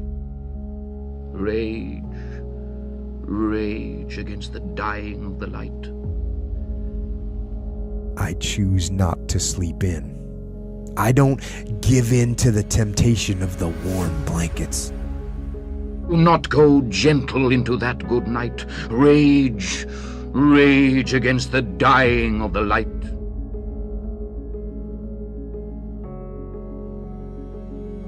It doesn't matter what your age is. It doesn't matter what your beliefs have been. It doesn't matter what other people have tried to convince you of.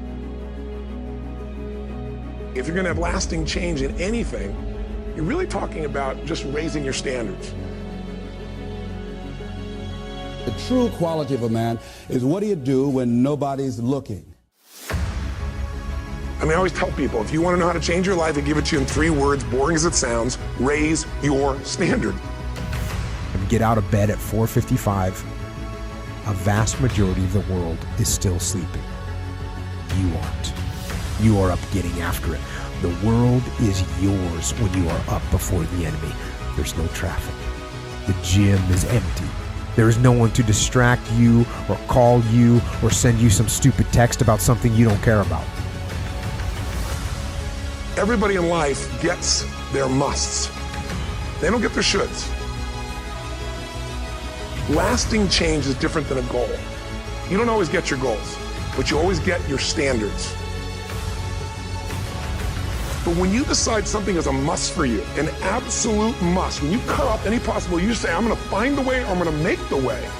Human beings, when they resolve things, when they make a real resolution inside themselves, which is they raise the standard, they make it a must, they find the way. I tell people the strongest force in the whole human personality is this need to stay consistent with how we define ourselves.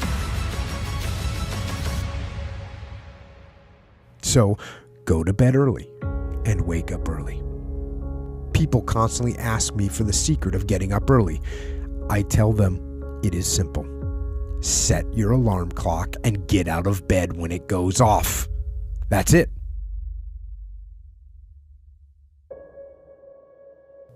So they hit snooze. They roll over. They go back to sleep. No. Get up and get going. And so they go through life holding back on life, not understanding this also, that what you hold back from life, life holds back from you. So most of us go through life, ladies and gentlemen, not giving, and we're cheating ourselves, and you're also cheating life. Human beings absolutely follow through on who they believe they are. If you said to me, well, I'm really going to work hard to stop smoking, but, I've been a smoker my whole life, and I am a smoker. I know your days are numbered. You're going to be back smoking cigarettes again, because we all act consistent with who we believe we are. The key to getting to sleep early is getting up early. Do it every day. People ask me if I still get up early on the weekends. Yes.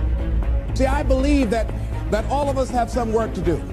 I strongly believe that each one of us showed up to do something, that each one of us showed up to contribute something to life. And that if we don't do it, it will not be done. Turn off the computer. Turn off the smartphone. Stop checking social media and stop watching one more YouTube video. Don't break the cycle. Get up early every day.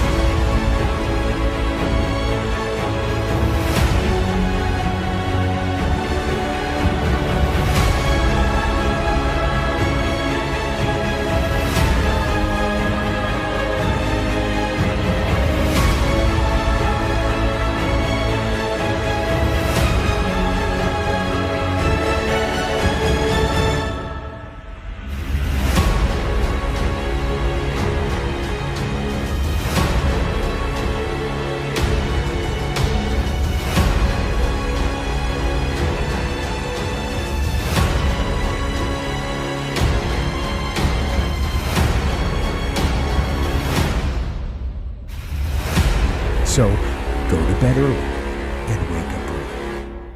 People constantly ask me for the secret of getting up early. I tell them it is simple. Set your alarm clock and get out of bed when it goes off.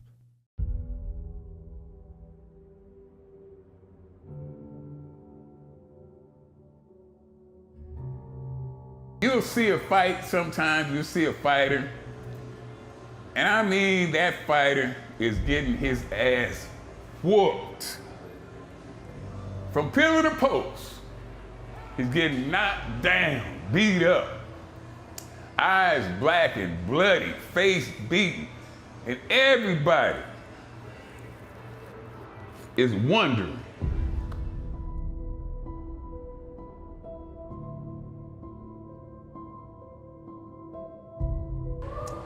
why don't he just quit? Why don't they just stop? If you really want your life to work, then you're going to have to give. Get on the goddamn road and stick your thumb out and fucking hitchhike. Start walking now.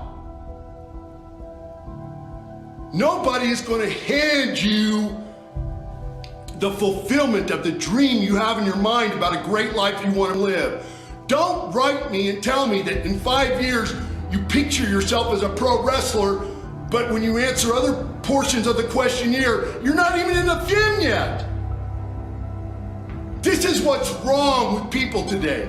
This is what's wrong with people today. They think that great lives just fall out of the sky. If they dream hard enough,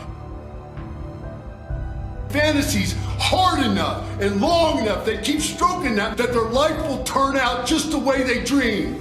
It's a lie you're feeding yourself every day. A lie.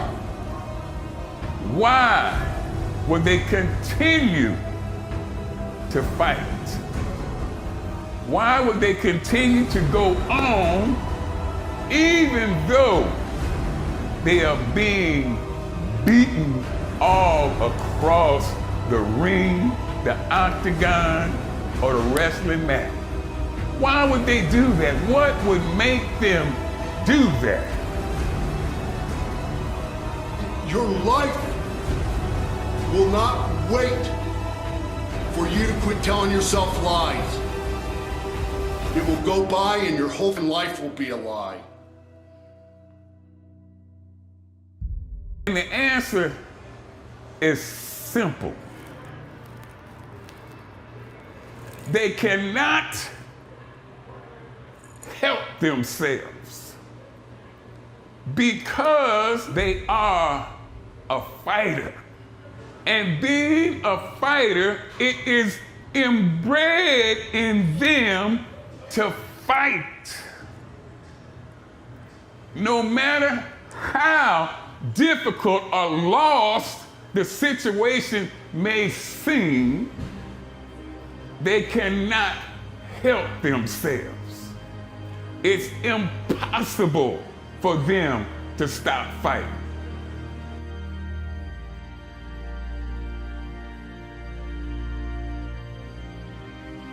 So don't write me and tell me that kind of shit. I just don't care. I don't care. I want, with every part of my being, for every human being to succeed in life, at the dreams that they have. But I don't give a shit if you fail. I've never met any human being who didn't have it within themselves to succeed at life. But I've met plenty who choose to. And if that's your attitude, that you choose to, and you're waiting for somebody to rescue you, don't waste my time. All I want to do is give you some tools with an intense emphasis in the way that only I can, and try to bury them, knock them into your head so you get out there and you kill it at life. Woo! When I'm doing nosedives in the parking lot, Will I continue to fight? Yes. The answer is yes. When I'm laying in a hospital bed with tubes and needles sticking out my ass, will I continue to fight? Yes. When I'm laying dead on this book, will I continue to fight? But yes. Woo! I can't help myself. Why do you do it? I can't help myself. I'm a fighter. And that's what fighters do. Until the good Lord throw the towel in on CT Clutcher, I am going to continue to fight until my corner man throw the towel in. Until my referee stops the fight, I'm going to continue to fight.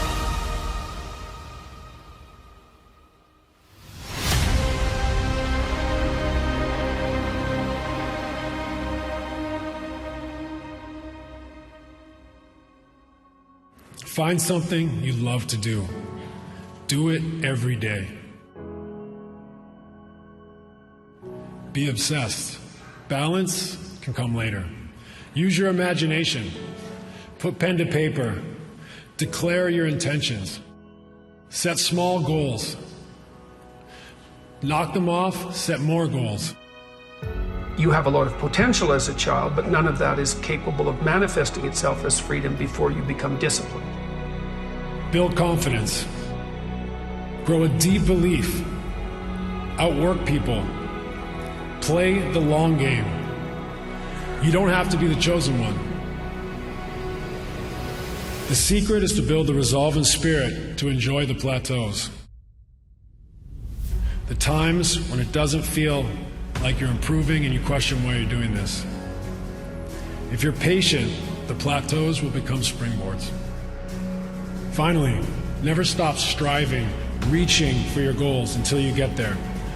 But the truth is, even when you get there, even when you get here, standing on this stage, it's the striving, fighting, pushing yourself to the limit every day that you'll miss and you'll long for.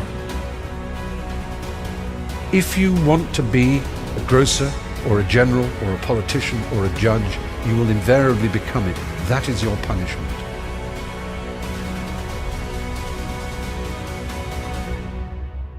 If you never know what you want to be, if you live what some might call the dynamic life, but I will call the artistic life, if each day you are unsure of who you are and what you know, you will never become anything, and that is your reward.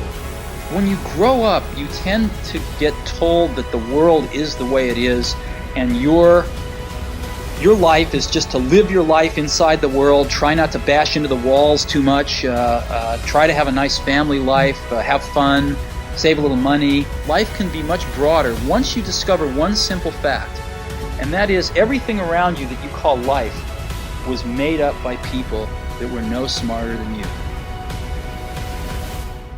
How many of us, I wonder, can recall that childhood moment when we experienced happiness as a state of being, that single moment of untarnished joy, that moment when everything in our world, inside and out, was all right. Everything was all right. We always talk about hunger and how you always want to outwork your competition regardless of how successful you may be lucky enough to be. You want to be hungry. If you know what it's like to be hungry, you'll never be full.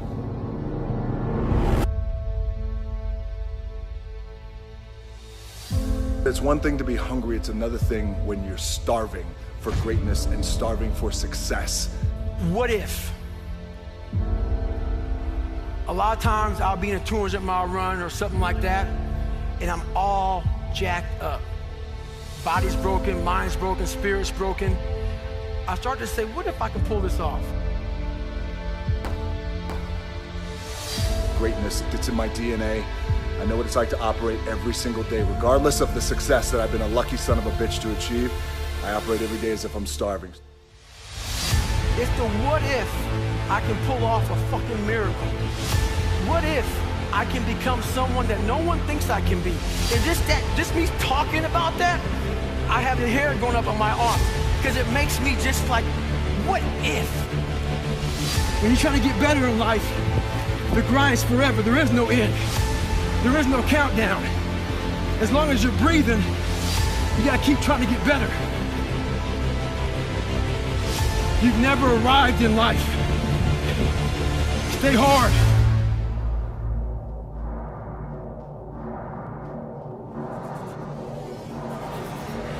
A lot of people say that nothing's impossible. Shit, I even said that nothing's impossible several times in my life. I lied. There's a lot of things that are impossible for you to do. But what happens is, when we come across something that's very hard, and we try it once or maybe twice, we then say, we're done, we can't do it anymore. Before you say something's impossible, do it and do it and do it to a level that people think that you might be fucking crazy until you say it's impossible. People want to know where I find my strength at, where I get my strength. I get it from a lot of places, but right now, this morning, I'm getting it from, there's not a motherfucker that's up. There's not a car, there's not a person. Everybody's in their bed, sleep, dreading that it's a Monday, hate it's a Monday. And I'm loving it. I'm loving that. Where everybody's getting weaker, I'm getting stronger. It's not about the running, the swimming, the push-ups, the sit-ups. It's about what those things do for your mentality. You don't get better on the daggone couch. You get better by coming out here and getting the fuck after it every daggone day. Stay hard. It's one thing to be hungry, it's another thing when you're starving for greatness and starving for success. The people in the world become weaker people. It's by capping your brain, it's by putting this kind of garbage in it about not attacking what you're not good at. It's about putting a cap on managing your expectations. If I lived that way, if I had any kind of thought process like managing expectations, I would be a 400-pound man by now, working some job that made no money, and I would never know my capabilities. I would never have become a Navy SEAL. I never went to Ranger School. All these things I did. Gotta take a shot. You have to live at the edge of your capabilities. Work through the weakness. Fight through the temptation. Hold the line.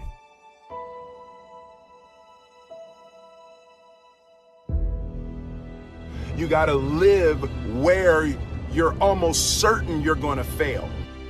Fail early, fail often, fail forward. Those minutes and those hours, they turn into weeks and months and years, and holding the line in those critical minutes will put you in an infinitely better place, physically and mentally, if you maintain the discipline. I think we're all heading into an unforgiving environment where we're going to have to be both bold and disciplined. You know, when you go to the gym and you work out, you're actually seeking failure. You want to take your muscles to the point where you get to failure, because that's where the adaptation is. That's where growth is. Realize when you rewind the tape of your own life is that there are these crucial moments where if the luck had gone the other way, you might have gotten killed. And so what you have to do is to always be putting those extra disciplines in place, because I was lucky to live. And what I took from that is I never want to have to be lucky to live again. Discipline is the root of all good qualities. But you have to absolutely apply it to things outside of just waking up early. I want to live because of my discipline, not because of my luck. And that's what discipline is. Discipline means taking the hard road, the uphill road, to do what's right for yourself and for other people.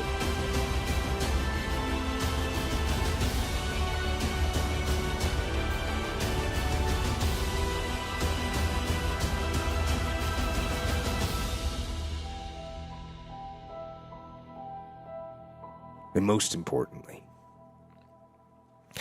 it'll put you on that path to freedom.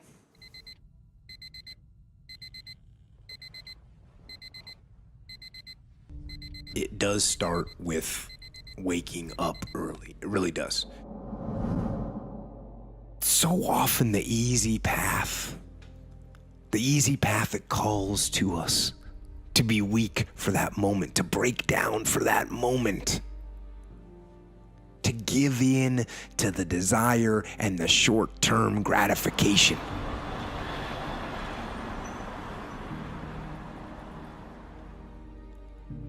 But the discipline will not allow that. The discipline calls for strength and fortitude and will. It won't accept weakness. It won't tolerate another breakdown. The discipline can seem like it's your worst enemy.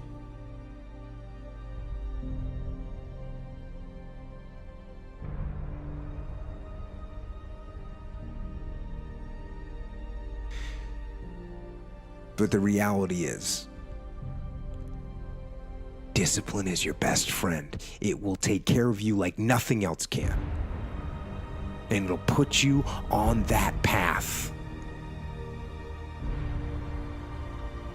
The path to strength and health and intelligence and happiness. And most importantly, it'll put you on that path to freedom. Discipline is eating the right foods to fuel your system.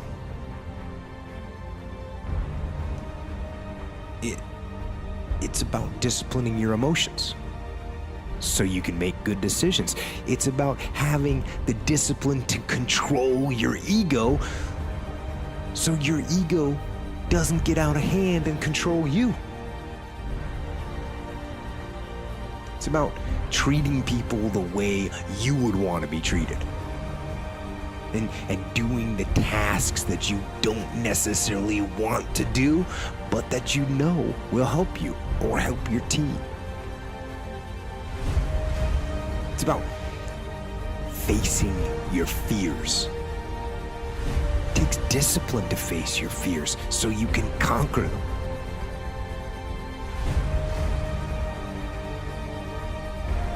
How do I get the desire to have discipline? How do I get the desire to have discipline? I keep getting asked this type of question: how do I get discipline, or how do I want discipline, or how do I maintain discipline? And the answer, it's a simple answer, but obviously it's not easy. And there's all kinds of little tricks and methods that people talk about. I've never met a person who was not successful that didn't have a great amount of self-discipline within their life. Self-discipline and being able to perform and being able to keep your life on schedule and being able to keep commitments and promises and meet deadlines is essential to success. None of us can afford to have a life that is controlled by someone else, or a life that is basically controlled by our emotions. You know, do the little things people say, and wake up early. I say that. And write things down, and take cold showers, and tell everyone what you're going to do. So broadcast it, and make promises, or make bets with your friends. But the fact of the matter is that the reason discipline is hard to maintain is because it is hard to maintain. I learned many years ago that there are two kinds of people. There's the type of person who says, I'm going to wait till I feel like it before I do it. And then there's a person who says, I've got to do it so that I feel like it. That's what makes discipline hard. It's hard.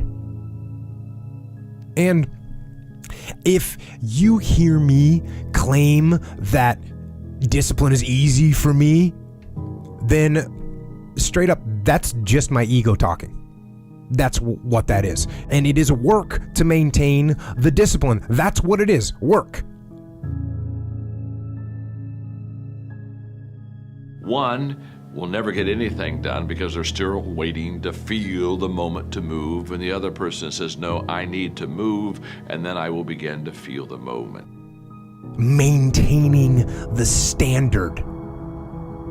Giving no slack, none. That's the discipline. That's the discipline, and it is hard. So I have a challenge for every one of you this weekend. The challenge is simple. Ask yourself, am I practicing self-discipline in my life? Am I doing the things that I should do because I need to do them, or am I kind of waiting to feel the moment?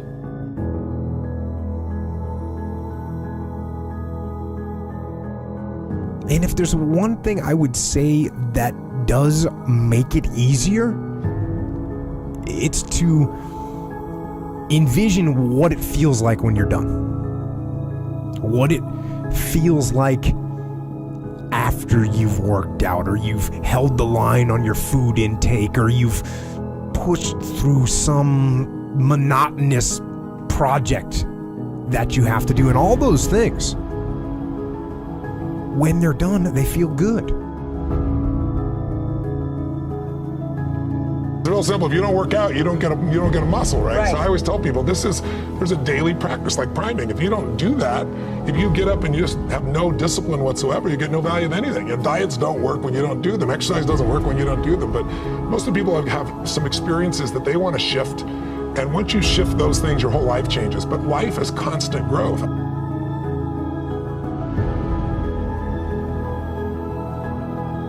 Contrary to that, envision what you will feel like later when you let the discipline slack. You know the feeling. Feeling weak and defeated, and you know that you're falling behind. Hold the line, maintain the discipline. It is not easy, but it is worth it. Because, yes, because discipline equals freedom.